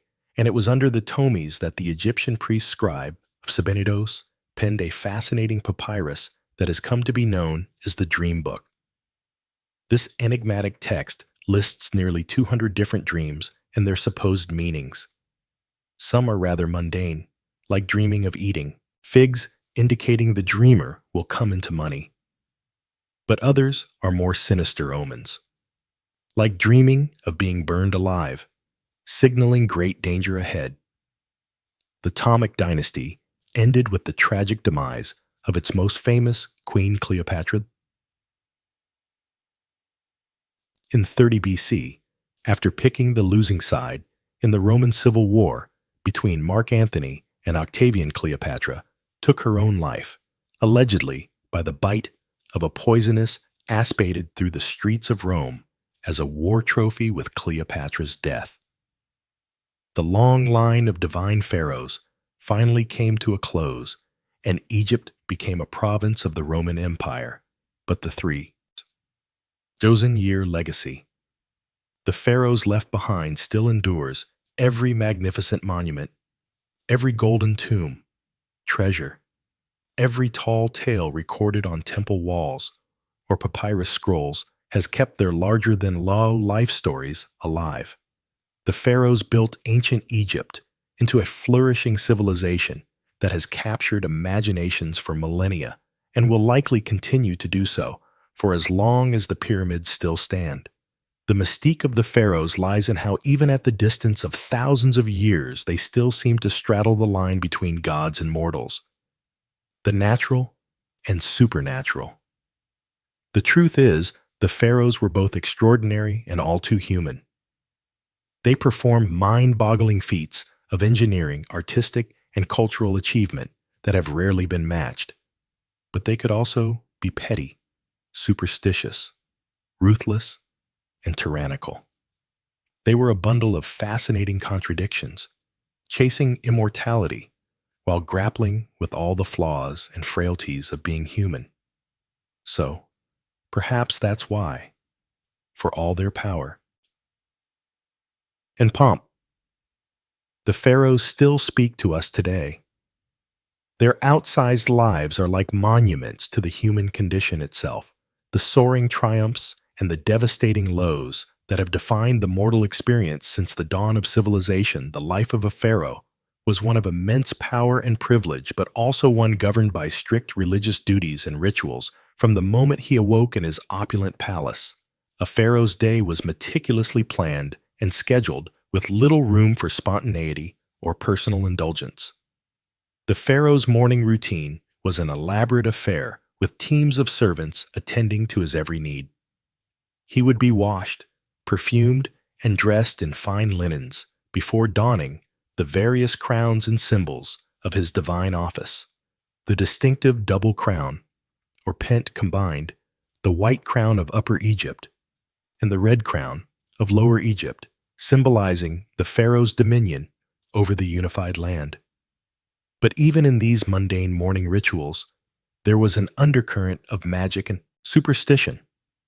The pharaoh's clothing was imbued with powerful symbolism and believed to confer divine protection.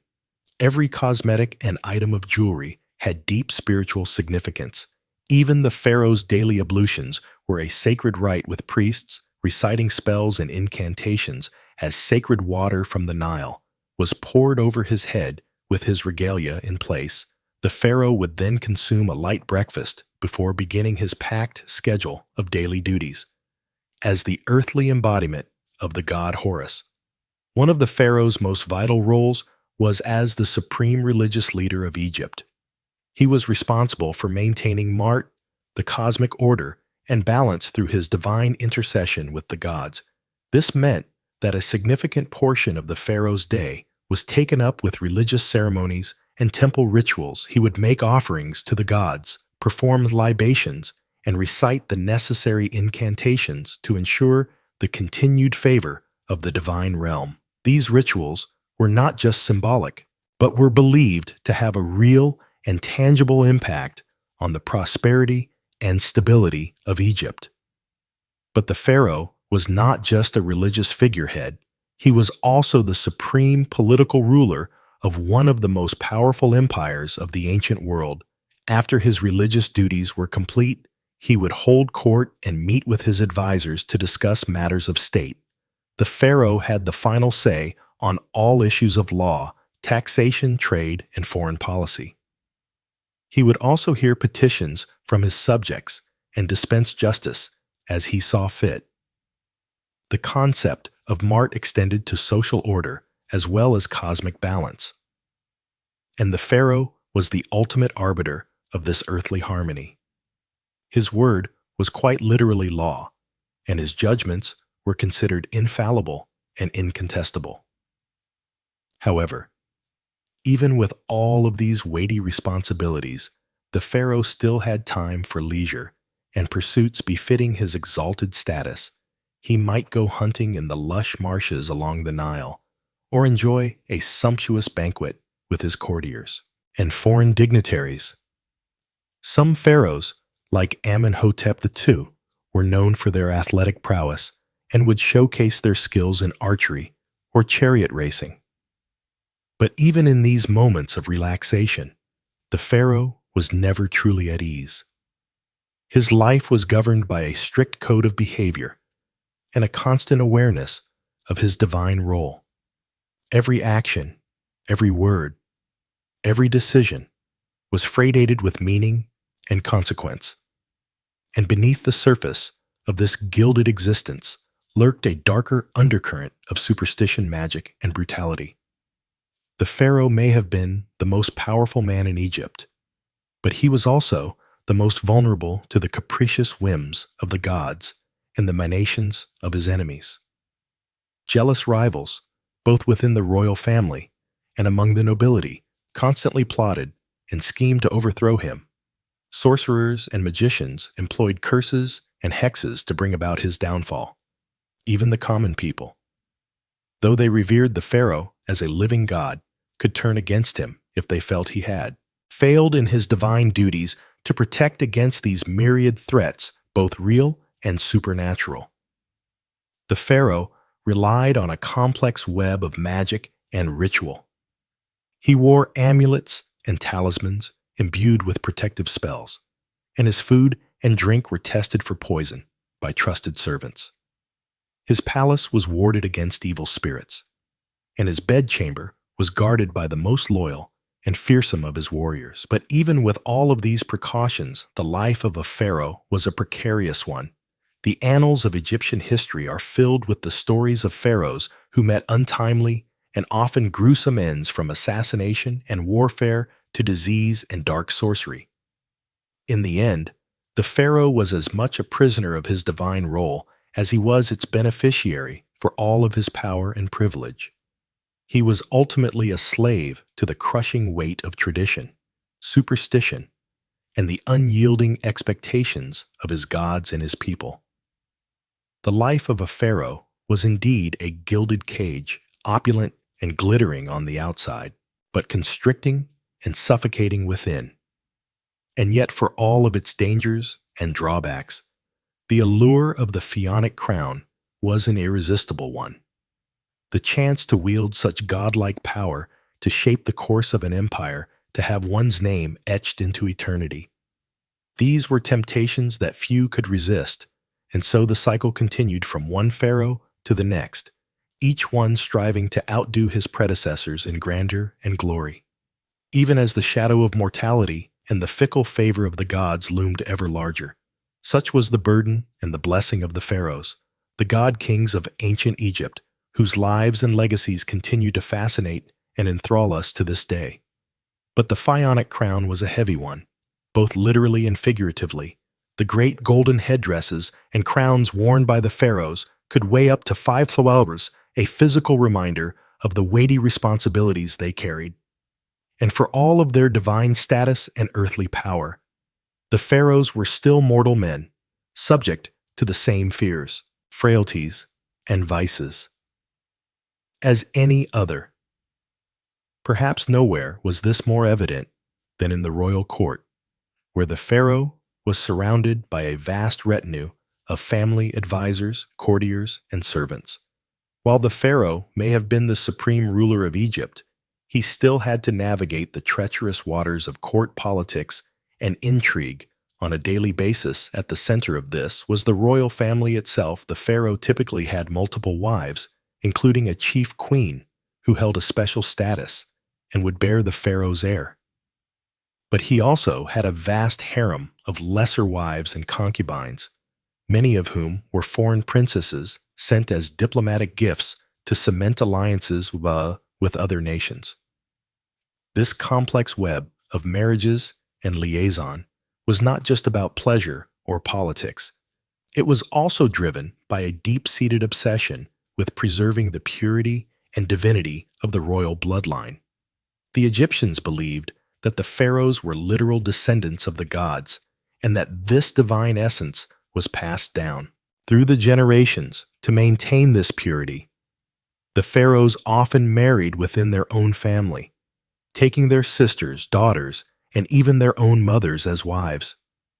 This practice of royal incest may seem shocking and abhorrent to modern sensibilities, but for the ancient Egyptians, it was a sacred duty, a way of keeping the divine blood of the pharaohs untainted by mortal influence. Of course, this incestuous inbreeding often had the opposite effect, leading to genetic defects, deformities, and a host of health problems for the royal family. The mummies of several pharaohs, including the famous King Tutankhamun, show clear signs of congenital disabilities and chronic illnesses that were likely the result of generations of close familial marriages. But for the pharaohs, the risks of incest were outweighed by the perceived benefits of preserving their divine status. And in a society where the pharaoh was seen as a living god, there was no higher priority than maintaining the purity and power of the Pharaohs' royal line. This obsession with divine kingship also had profound implications for the role of women in ancient Egyptian society. While women in general had more rights and freedoms than in many other ancient cultures, the power of the pharaonic throne was still very much a male domain. There were, however, a few notable exceptions to this rule. Perhaps the most famous of these was Hatshepsut, a queen who took on the full powers and regalia of a pharaoh and ruled Egypt in her own right for over 2 decades. Hatshepsut was a master politician and propagandist, commissioning statues and monuments that depicted her as a powerful and legitimate ruler, complete with the traditional false beard worn by male pharaohs. She even went so far as to have herself portrayed as a male in many of her official depictions, a way of asserting her divine right to rule. But Hatshepsut's reign was the exception rather than the rule, and her successor, Thutmose III, went to great lengths to erase her memory and her monuments. After her death, for the most part, the divine kingship of the pharaohs remained a strictly masculine affair, with women relegated to supporting roles as queens, mothers, and daughters. This gender imbalance also extended to the royal succession, which was often a bloody and brutal affair. While the pharaonic crown typically passed from father to son, there was no formal system of primogeniture, and rival princes and factions would often vie for power. In the event of an unclear or contested succession, these power struggles could turn deadly, with rivals resorting to assassination, exile, or outright civil war to seize the throne.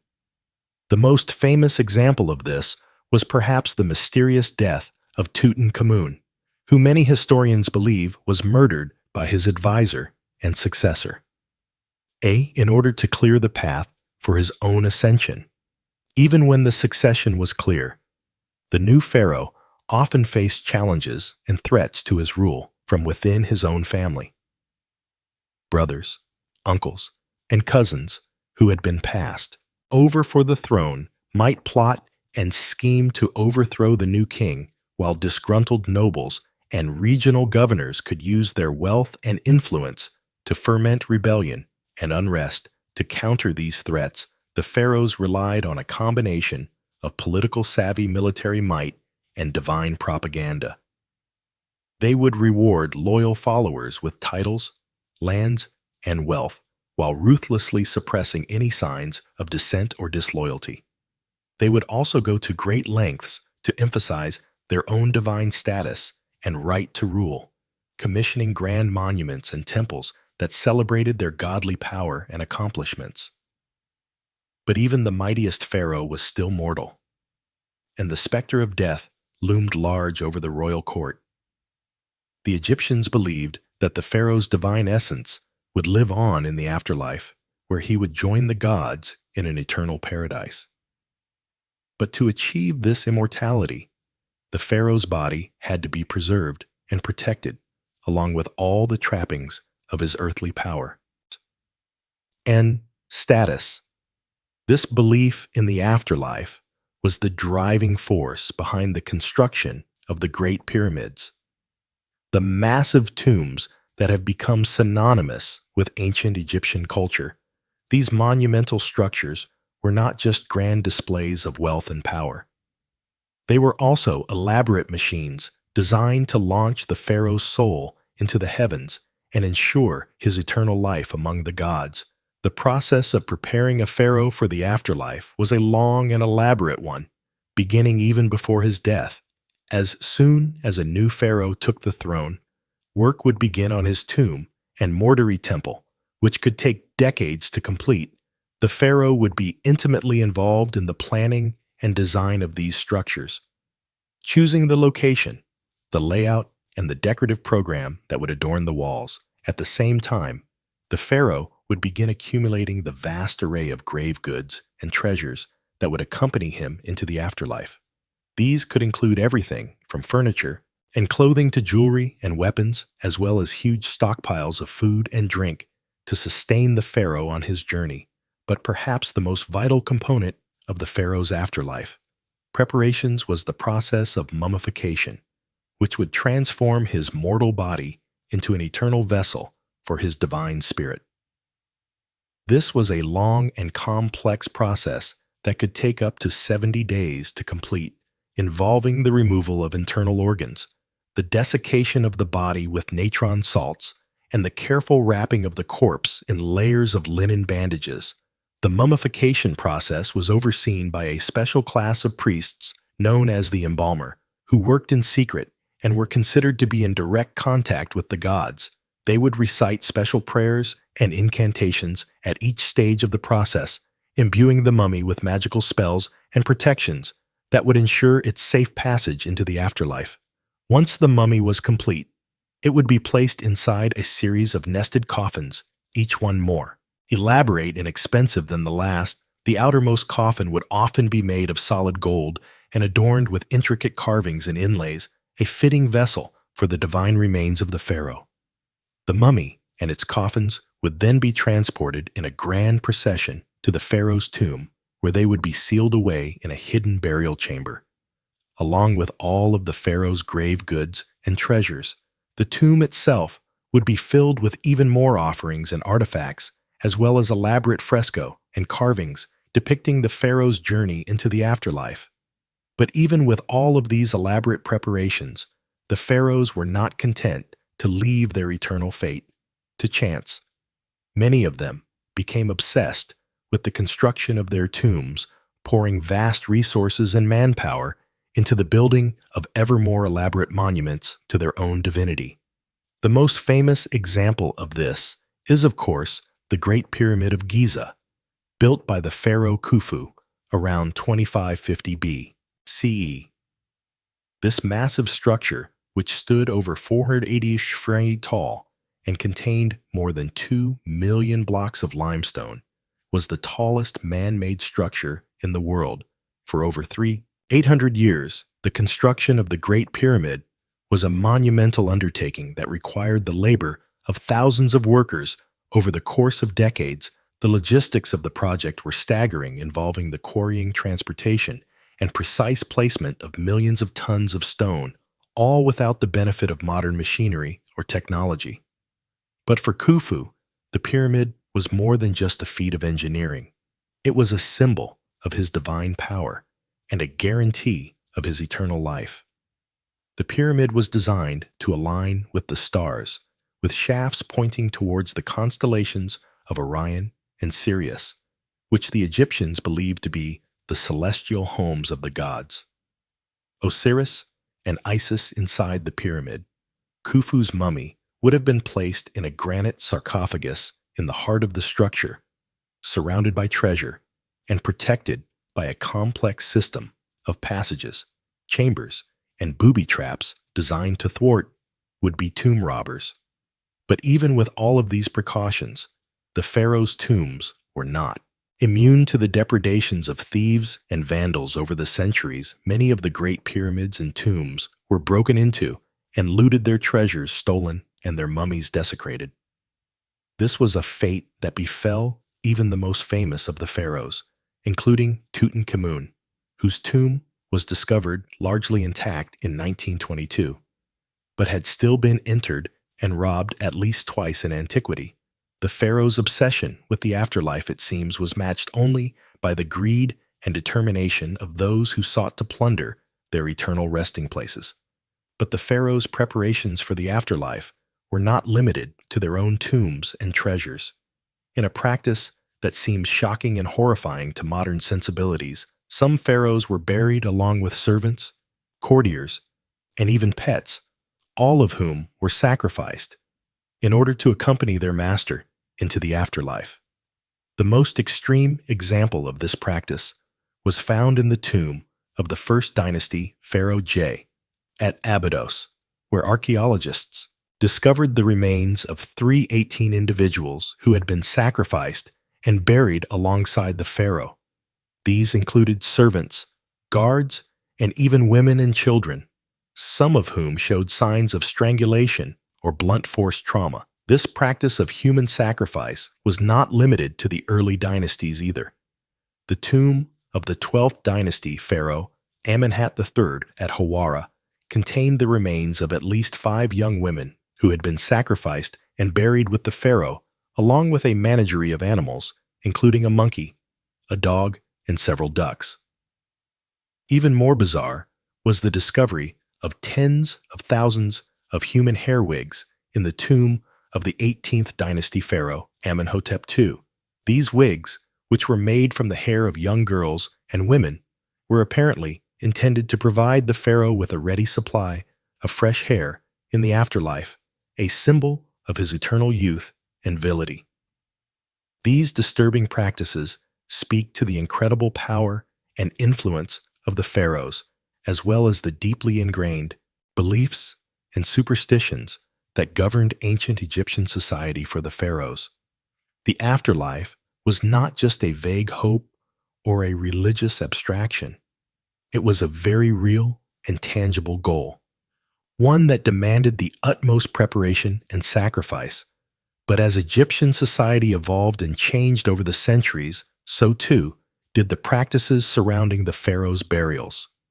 By the time of the New Kingdom, human sacrifice had largely fallen out of favor, replaced by symbolic offerings and the use of sheikh figurines, small statues that were believed to come to life and serve the pharaoh in the afterlife.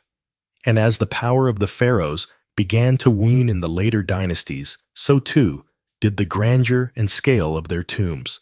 The last of the great pyramid builders was the 12th dynasty pharaoh Amenhotep III.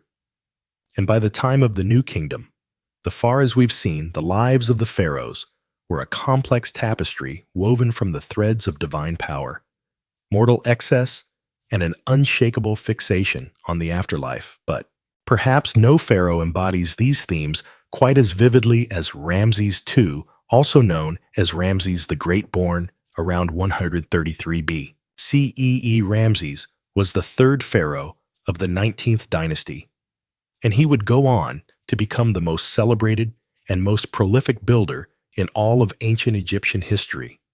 He ruled for an astonishing 66 years, fathered over 100 children, and left an indelible mark on the landscape of Egypt. With his colossal building projects from the moment he took the throne, Ramses set out to immortalize his legacy in stone. He didn't just build temples and monuments. He built cities, his capital. Ramses was a sprawling metropolis in the Nile Delta, adorned with lush gardens, stately palaces, and of course, towering statues of Ramses himself. The city was a testament to Ramses' wealth, power, and unrivaled ego. But Ramses didn't just build on a grand scale. He built with a singular purpose to ensure his own glorification and immortality. Every temple, every obelisk, every statue was emblazoned with his name and his image. He even went so far as to carve his own likeness into existing monuments, often over the names of previous pharaohs. In Ramses' world, there was room for only one god on earth, and that god was Ramses. Of course, all this self-aggrandizement didn't come cheap. Ramses' building projects required vast amounts of labor and resources, much of it carried out by slaves and prisoners of war. The lives of these workers were hard and often short-spent, toiling in the blistering heat of the desert sun. But to Ramses, their suffering was a small price to pay for the glory of his eternal legacy. And what a legacy it was, from the magnificent temples of Abu Simbel to the sprawling complex of Kerak. Ramses left his mark on nearly every corner of Egypt. His reign saw military triumphs like the Battle of Kadesh against the Hittites, as well as monumental building achievements like the completion of the Great Hyperstyle Hall at Kerak, a forest of 134 massive columns covering an area of 54,000 square feet. But perhaps Ramses' most enduring legacy is the very fact that we know so much about him at all. With his relentless self-promotion and larger-than-life persona, Ramses ensured that his name would live on long after his death, and live on it as Ramses remains one of the most famous and recognizable figures from the ancient world, a towering symbol of the power and majesty of the pharaohs. Of course, not all pharaohs were as successful in their quest for immortality as Ramses. Take, for example, the curious case of Akhenaten, the so-called heretic king who ruled during the 18th dynasty. Akhenaten is best known for his radical religious reforms, in which he abandoned the traditional pantheon of Egyptian gods in favor of a single deity, the Aten, represented by the solar disk. Akhenaten's devotion to the Aten was all-consuming. He built a new capital city, Akhenaten, dedicated solely to the worship of his one true God. He changed his name from Amenhotep IV to Akhenaten, meaning devoted. To Aten, he even altered the traditional style of Egyptian art, eschewing the rigid, formalized depictions of pharaohs and gods in favor of a more naturalistic, almost androgynous style. But Akhenaten's religious revolution was short-lived after his death. His successors quickly abandoned Akhenaten and returned to the old gods, going so far as to deface and dismantle Akhenaten's monuments and temples. His name was struck from the records, his legacy all but erased in the end. Akhenaten's single-minded devotion to his god led not to immortality, but to obscurity. And then there's the sad story of Tutankhamun, better known to us as King Tut. Is perhaps the most famous pharaoh of all time, thanks in large part to the stunning discovery of his intact tomb in 1922. But the life of this young king was marked by tragedy. From the very start, Tutankhamun was born into a royal family in crisis. His father was none other than Akhenaten, and his mother was likely Akhenaten's own sister. Inbreeding was not uncommon among the Egyptian royalty, who believed that keeping the royal bloodline pure was essential to maintaining their divine status. But it also led to a host of genetic problems, including the congenital defects that plagued Tutankhamun throughout his short life. When Tutankhamun took the throne around the age of 9, he inherited a kingdom in chaos. Akhenaten's religious reforms had alienated the powerful priesthood and destabilized the country. Tutankhamun's advisors, including the Vizier I and the General Horb, set about restoring the old order, reopening the temples and reestablishing the cult of Amun. But Tutankhamun himself was a frail and sickly child, beset by a host of physical ailments. He suffered from a cleft palate, a clubbed foot, and a severe overbite. He walked with a cane and may have even suffered from a rare genetic disorder called Klippel-Feil syndrome, which causes the fusion of the vertebrae in the neck, despite his physical limitations. Tutankhamun did his best to fulfill his duties as pharaoh. He oversaw the restoration of the old temples and commissioned new building projects, including his own tomb in the Valley of the Kings, but his reign was cut tragically short. Tutankhamun died around the age of 19, possibly from an infection caused by a broken leg. The story of Tutankhamun is a poignant reminder of the human frailty that lurked behind the facade of divine power. For all their wealth and influence, the pharaohs were still mortal men, subject to the same flaws and weaknesses as the rest of us, and yet through the enduring legacy of their tombs and their treasures, they achieved a kind of immortality, after all, not as gods, but as enduring symbols of a fascinating and mysterious world that continues to captivate us to this day as we've journeyed through the lives of these legendary rulers, from the excesses of Ramses to the enigma of Akhenaten to the tragedy of Tutankhamun. One thing becomes clear. The pharaohs were as complex and multifaceted as the civilization they ruled. They were gods and men builders and destroyers, visionaries and tyrants. They lived lives of unimaginable splendor and opulence. But they were also haunted by the specter of death and the relentless pursuit of immortality. In the end, perhaps it is this very complexity that makes the pharaohs so endlessly fascinating to us. They were not just historical figures, but mythic archetypes embodying the timeless themes of power, ambition, and the search for meaning in the face of mortality.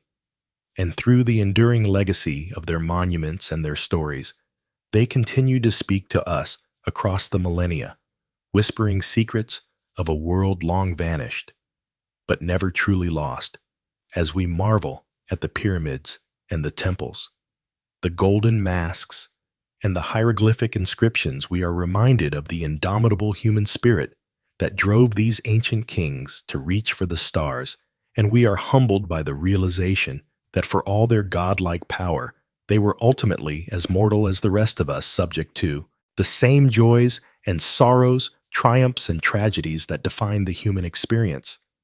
So let us pay tribute to the pharaohs, those towering figures who shaped the course of history and left an indelible mark on the sands of time.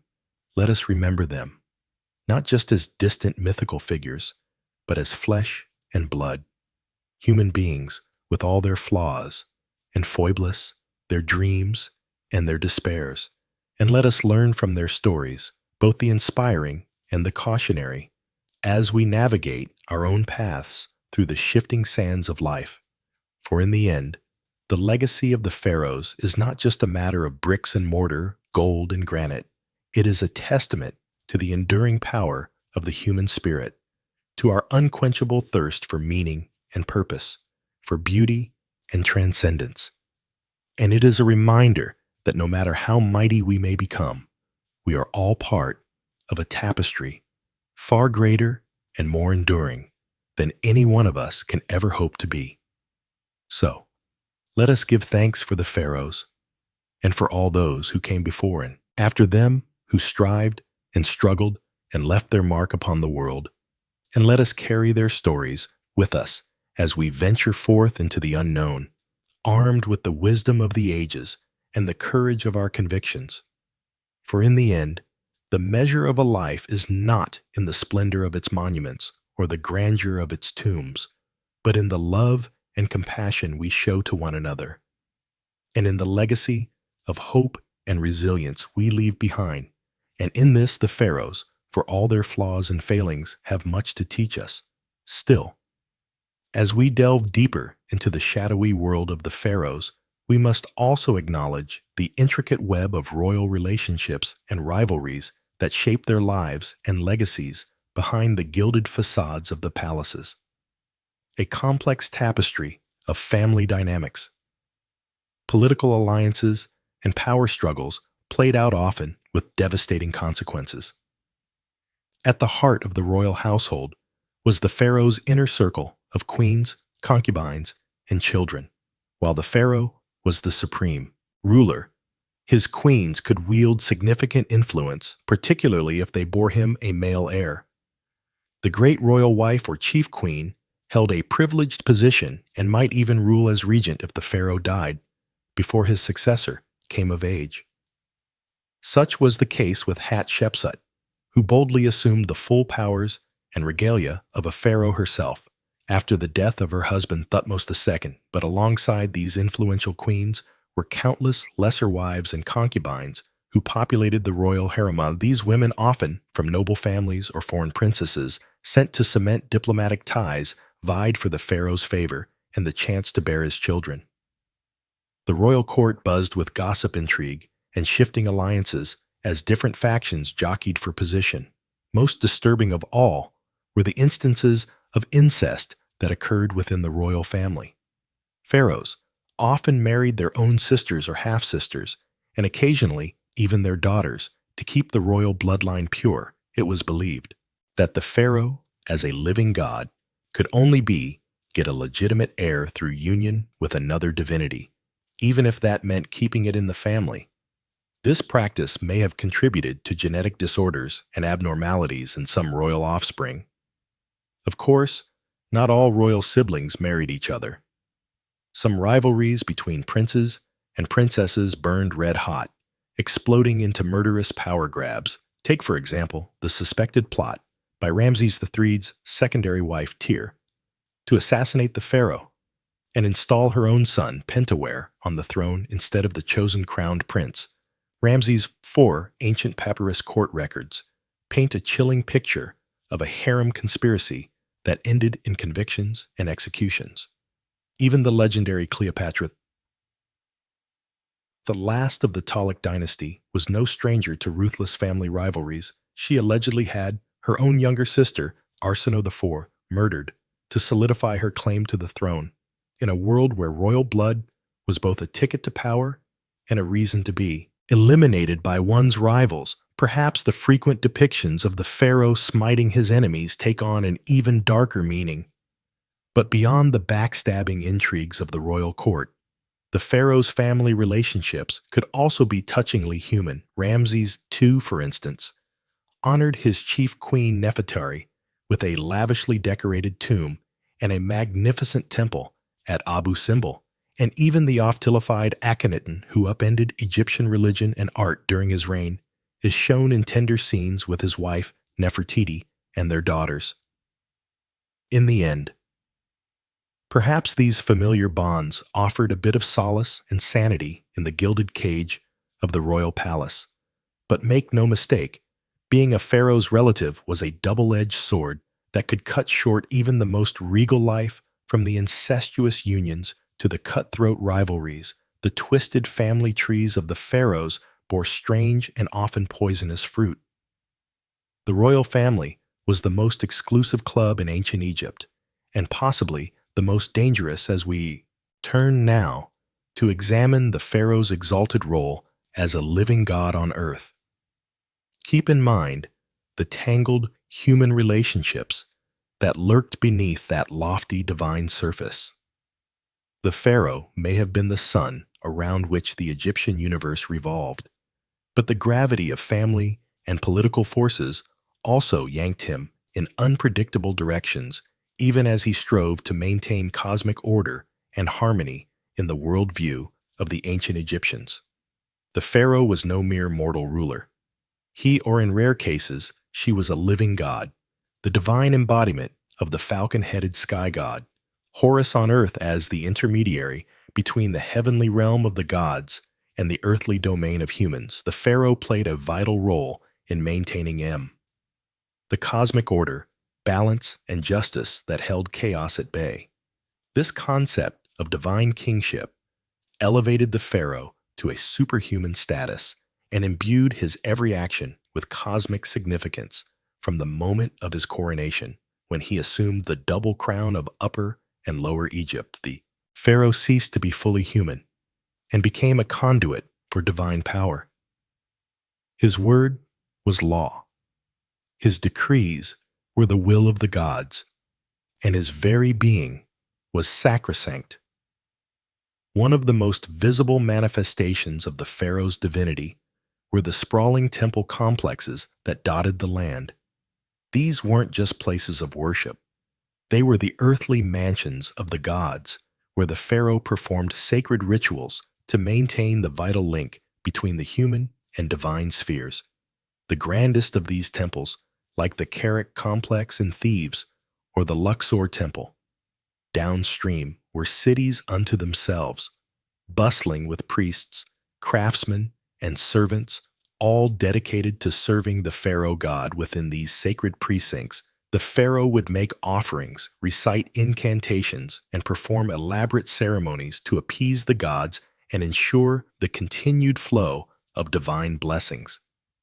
The most important of these rituals was the daily rebirth of the sun, in which the pharaoh metaphorically merged with the sun god Ra, to be reborn anew each morning by participating in this endless cycle of death and renewal. The pharaoh helped to sustain the very fabric of the cosmos.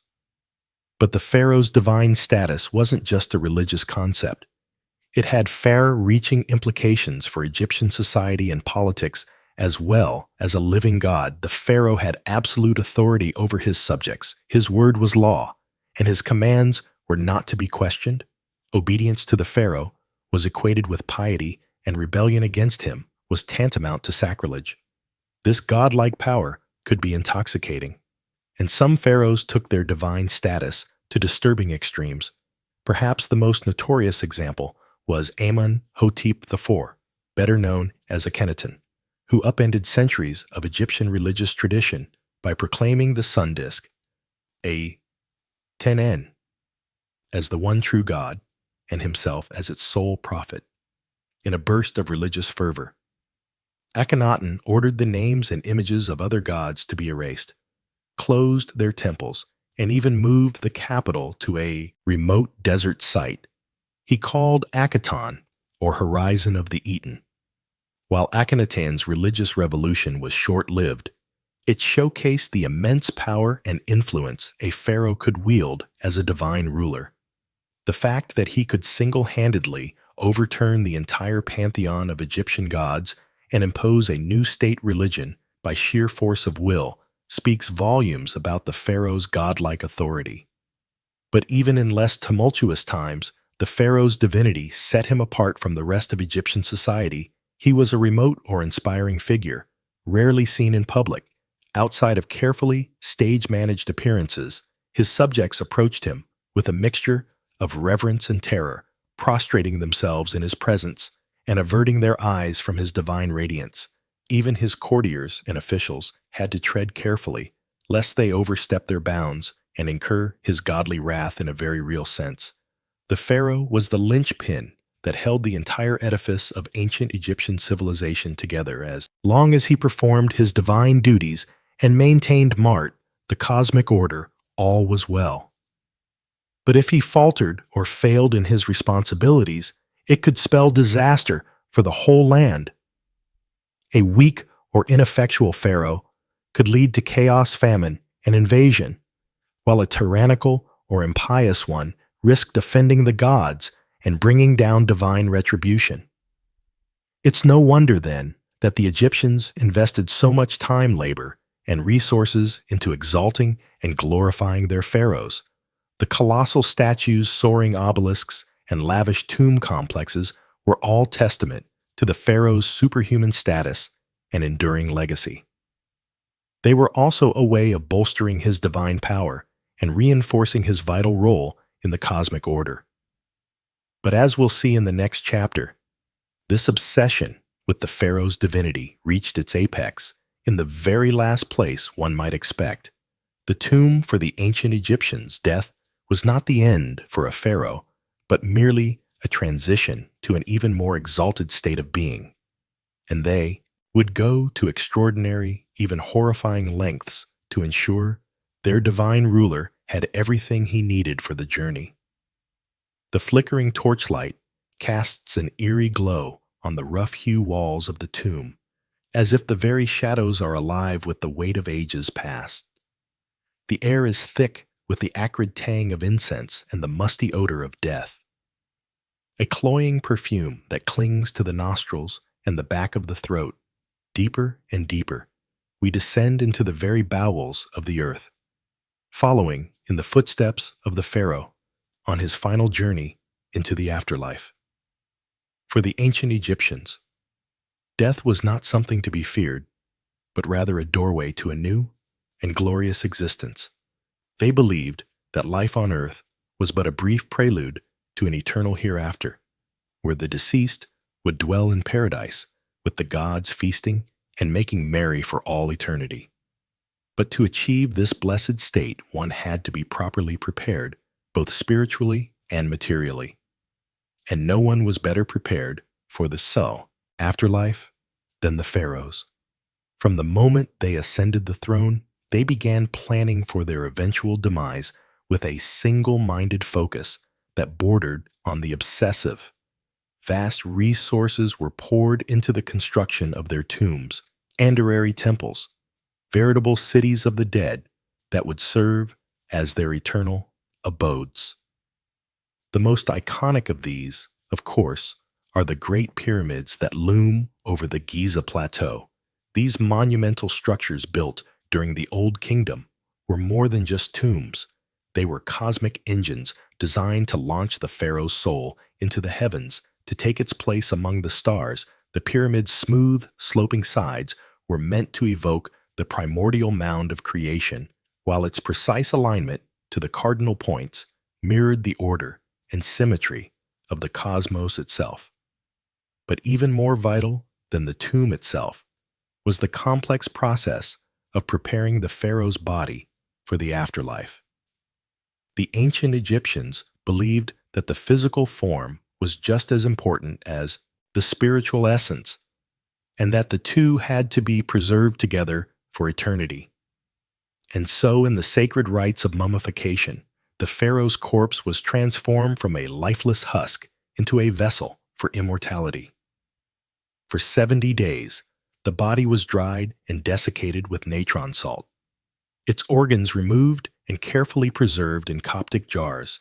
Then, in an elaborate ritual that could take weeks, the mummy was anointed with sacred oils, wrapped in countless layers of linen, bandages, and adorned with protective amulets and jewelry. The face was often covered with a lie-like mask of gold and precious stones, an idealized portrait of the pharaoh in all his divine glory.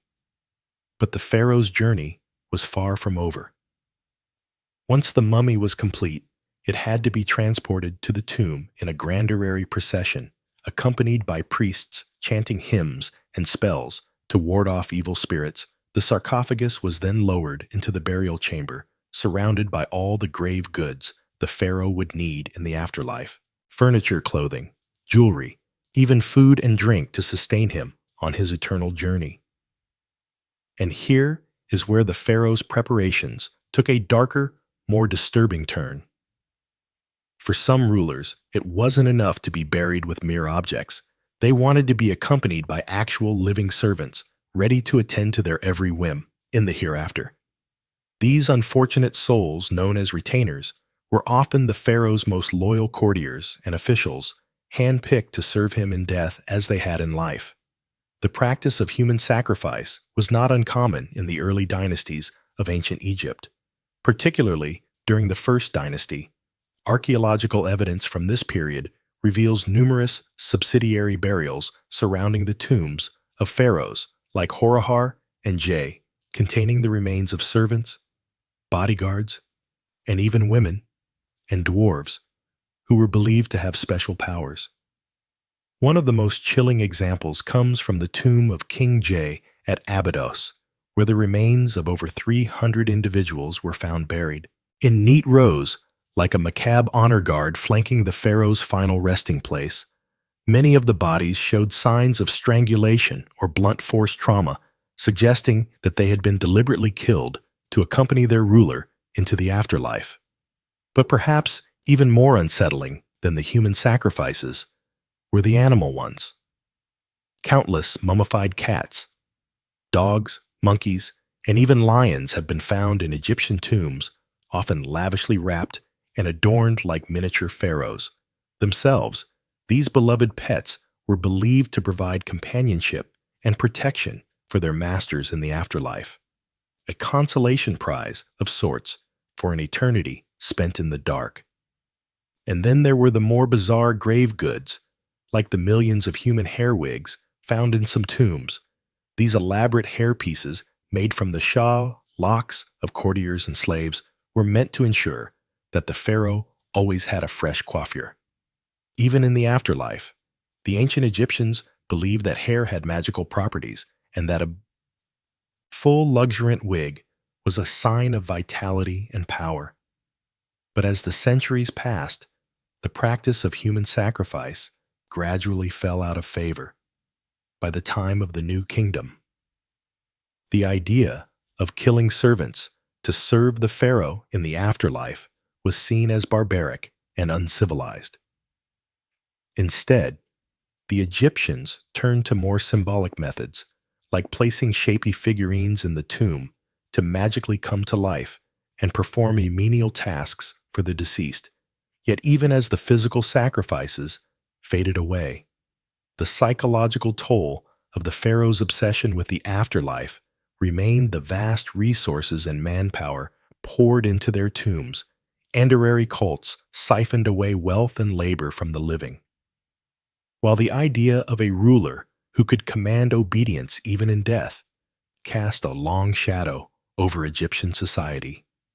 And in the end, for all their elaborate preparations and precautions, the pharaohs could not escape the ravages of time and tomb robbers. Many of their carefully constructed resting places were plundered and desecrated over the millennia, their mummies and grave goods scattered to the four winds. In a bitter irony, the very measures they took to ensure their immortality ended up being their undoing. But even in death, the pharaohs continued to fascinate and horrify us. In equal measure, their mummies, with their uncanny, lifelike expressions and aura of ancient power, have become the stuff of legend and popular culture. And as we peer into their tombs and sarcophagi, we cannot help but feel a shiver of awe and revulsion at the lengths they went to in pursuit of eternal life. For the pharaohs, death was not the end, but merely the beginning of a new and glorious existence. But as we have seen, that existence came at a terrible cost measured in human lives and labors. And in the end, perhaps the most disturbing thing about the pharaoh's afterlife obsession is not what it says about them, but what it says about us and our own deep-seated fears and fascinations with the great beyond as we emerge from the Stygian depths of the pharaoh's tombs, blinking in the harsh light of the modern day. We cannot help but feel a sense of vertigo, a disorientation at the vast gulf of time and culture that separates us from these ancient god kings. And yet, for all their alienness and inscrutability, there is something strangely familiar about them too. A recognition of the eternal human struggle against the forces of death and decay. In our own way, we are all pharaohs, building our own metaphorical pyramids and filling our own virtual tombs with the trappings of our earthly existence. We may not command armies of servants or erect colossal monuments to our own divinity, but we are all engaged in the same basic quest for meaning and immortality in the face of the void. And so as we bid farewell to the pharaohs and their haunted realm, let us take a moment to reflect on the enduring power of their legacy for all their flaws and foibles. These ancient rulers left an indelible mark on human history and the human imagination, one that continues to resonate down through the ages. In the end, perhaps the most fitting tribute to the pharaohs is not the golden grandeur of their tombs, but the simple fact that we are still talking about them, still trying to unravel the mysteries of their lives and deaths thousands of years after they walked the earth. In a way, they have achieved the very thing they sought so desperately in life, a kind of immortality, a persistence in memory and myth that transcends the bounds of time and space. And so let us raise a metaphorical glass to the pharaohs, those strange and terrible demigods who ruled over the sands of Egypt so long ago. May they rest in peace, secure in the knowledge that their names and deeds will never be forgotten. As long as there are those who seek to peer into the shadows of the past and grapple with the eternal questions of life, death, and what lies beyond, as we've seen the pharaohs of ancient Egypt lived lives of luxury, power, and religious devotion, unparalleled in the ancient world. But for all their godlike status and opulence, one disquieting fact remained. Even the great pharaohs could not escape the inevitability of death, and it was their obsessive preparations for the afterlife that would come to dominate much of their time, resources, and labor during their reigns. The Egyptian preoccupation with death and what lay beyond stemmed from their belief in an eternal afterlife. They envisioned a paradise where they would continue to live as they had on earth, engaging in the same daily routines and pastimes. But to achieve this immortality, great pains had to be taken to preserve the body and provide all the necessities the deceased pharaoh would need. This is where the famous Egyptian practice of mummification comes in. The elaborate process could take up to 70 days and involved removing internal organs, drying out the body with natron salt, and wrapping it in layers of linen performed by skilled embalmer. Mummification was a vital step to ensure the pharaoh's body would remain intact for the afterlife, but a well-preserved mummy wasn't enough. The eternal pharaoh would also need food, clothing, furniture, jewelry, and entertainment to sustain and occupy them. Enter the grave. Goods tombs were packed with all manner of worldly possessions, from basic necessities to intricate works of art. The famous Golden Death Mask of Tutankhamun is just one example of the literal treasures the pharaohs took with them, even more important than the mummy and grave goods, however, was the tomb itself. The ancient Egyptians believed that to enter the afterlife, the pharaoh's spirit had to have a place to return to and recognize as home. This is why they expended such effort to create indestructible, impenetrable tombs filled with everything the deceased would need.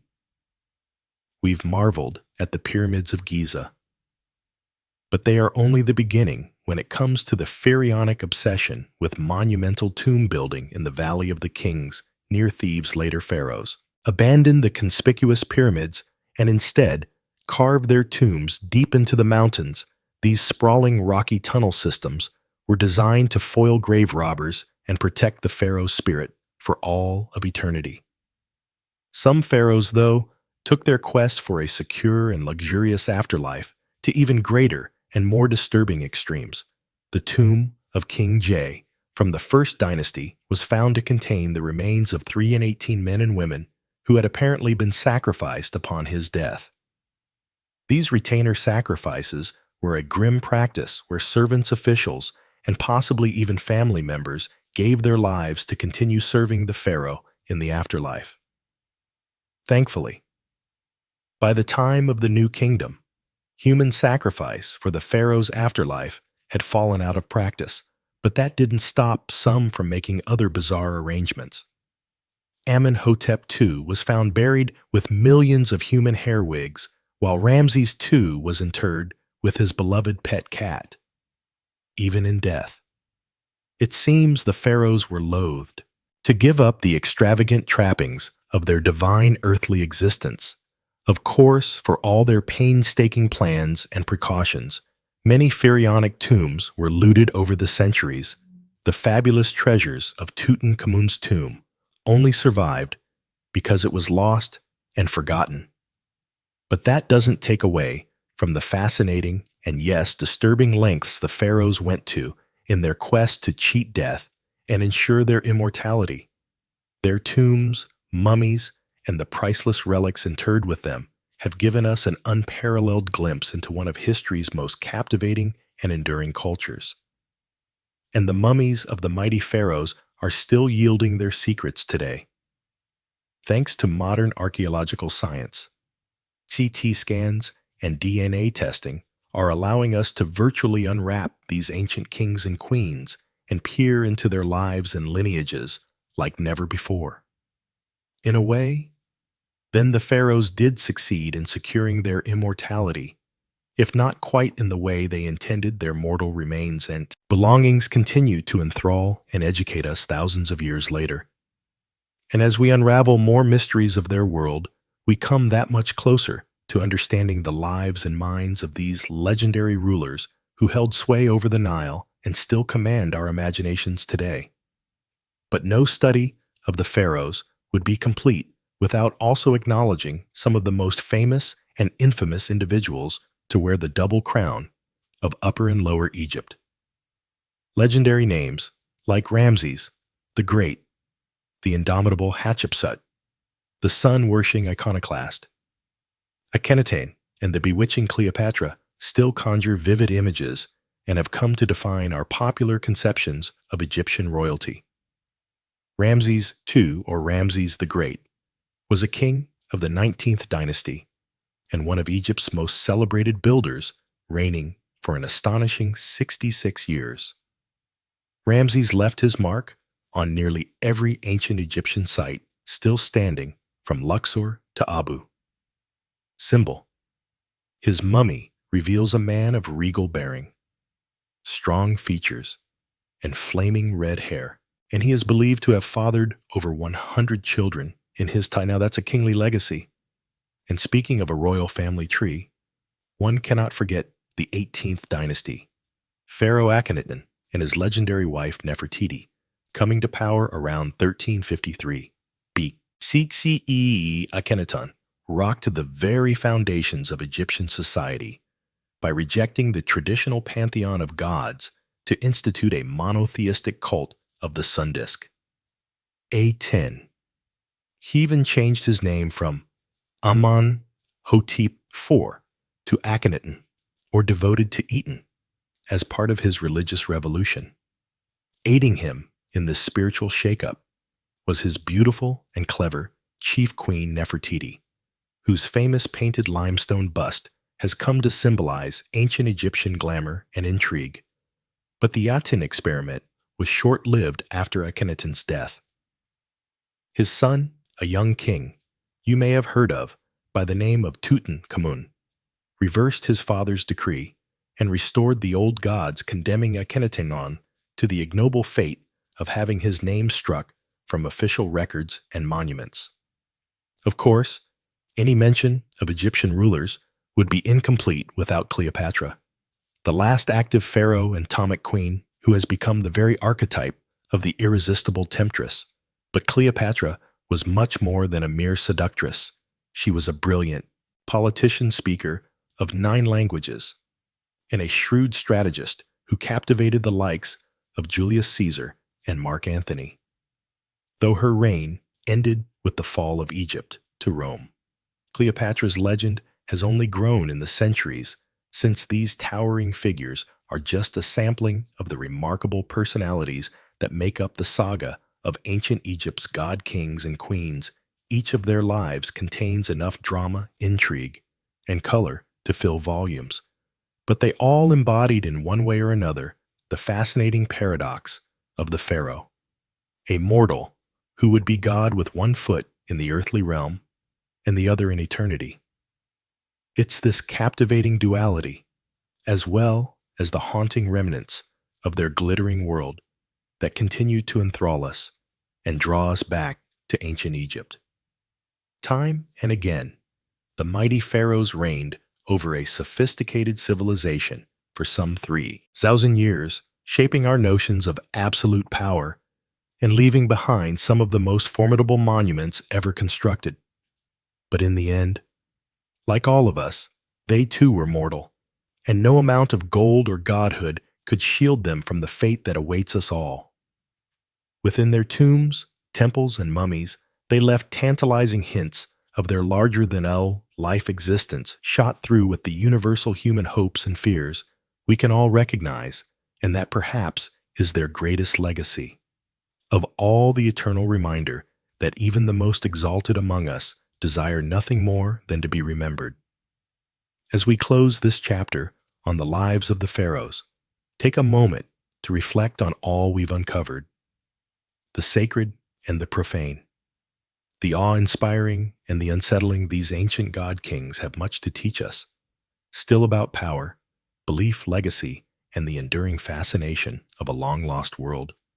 We are only beginning to understand the mighty pharaohs in all their dazzling, dramatic, and disturbing glory will never cease to captivate us, inviting us to unravel the mysteries of their age and our own. And the inquiring mind will always heed the call to way deeper into the past, where these legendary rulers await with their eternal secrets.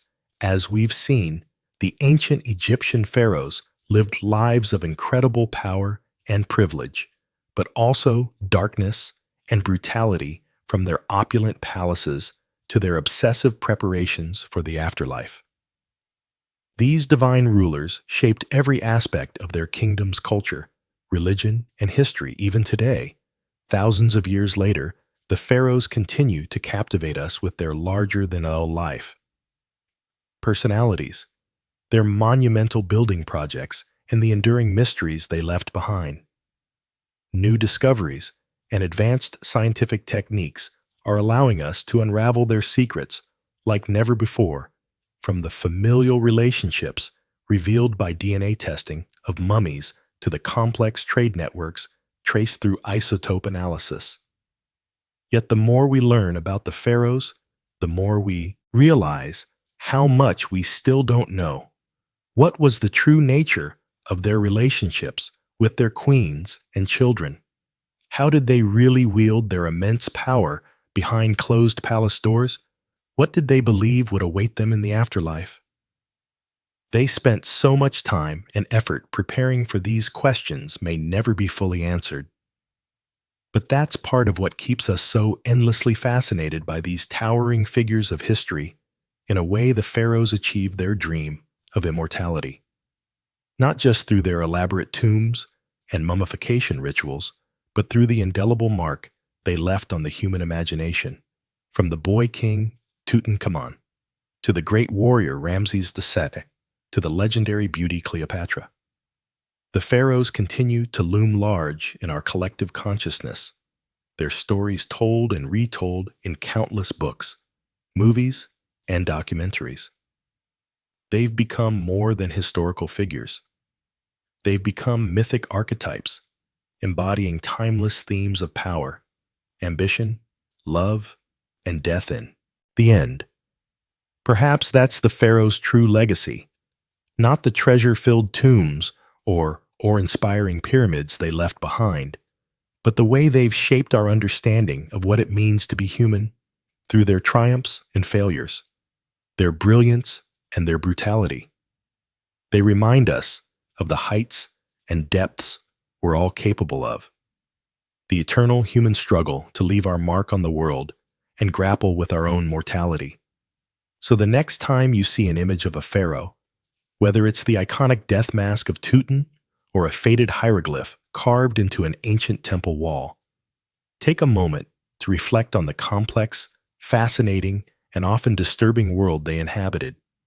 And remember that even the mightiest among us are ultimately subject to the same fundamental questions and challenges that have defined the human experience for millennia.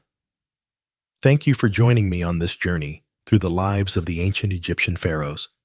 I hope you found it as enlightening and captivating as I have. If you enjoyed this video, please consider leaving a like and subscribing to the channel for more deep dives into the most fascinating chapters of human history. ones that just might change the way you think about your own place in the grand sweep of time. Until next time.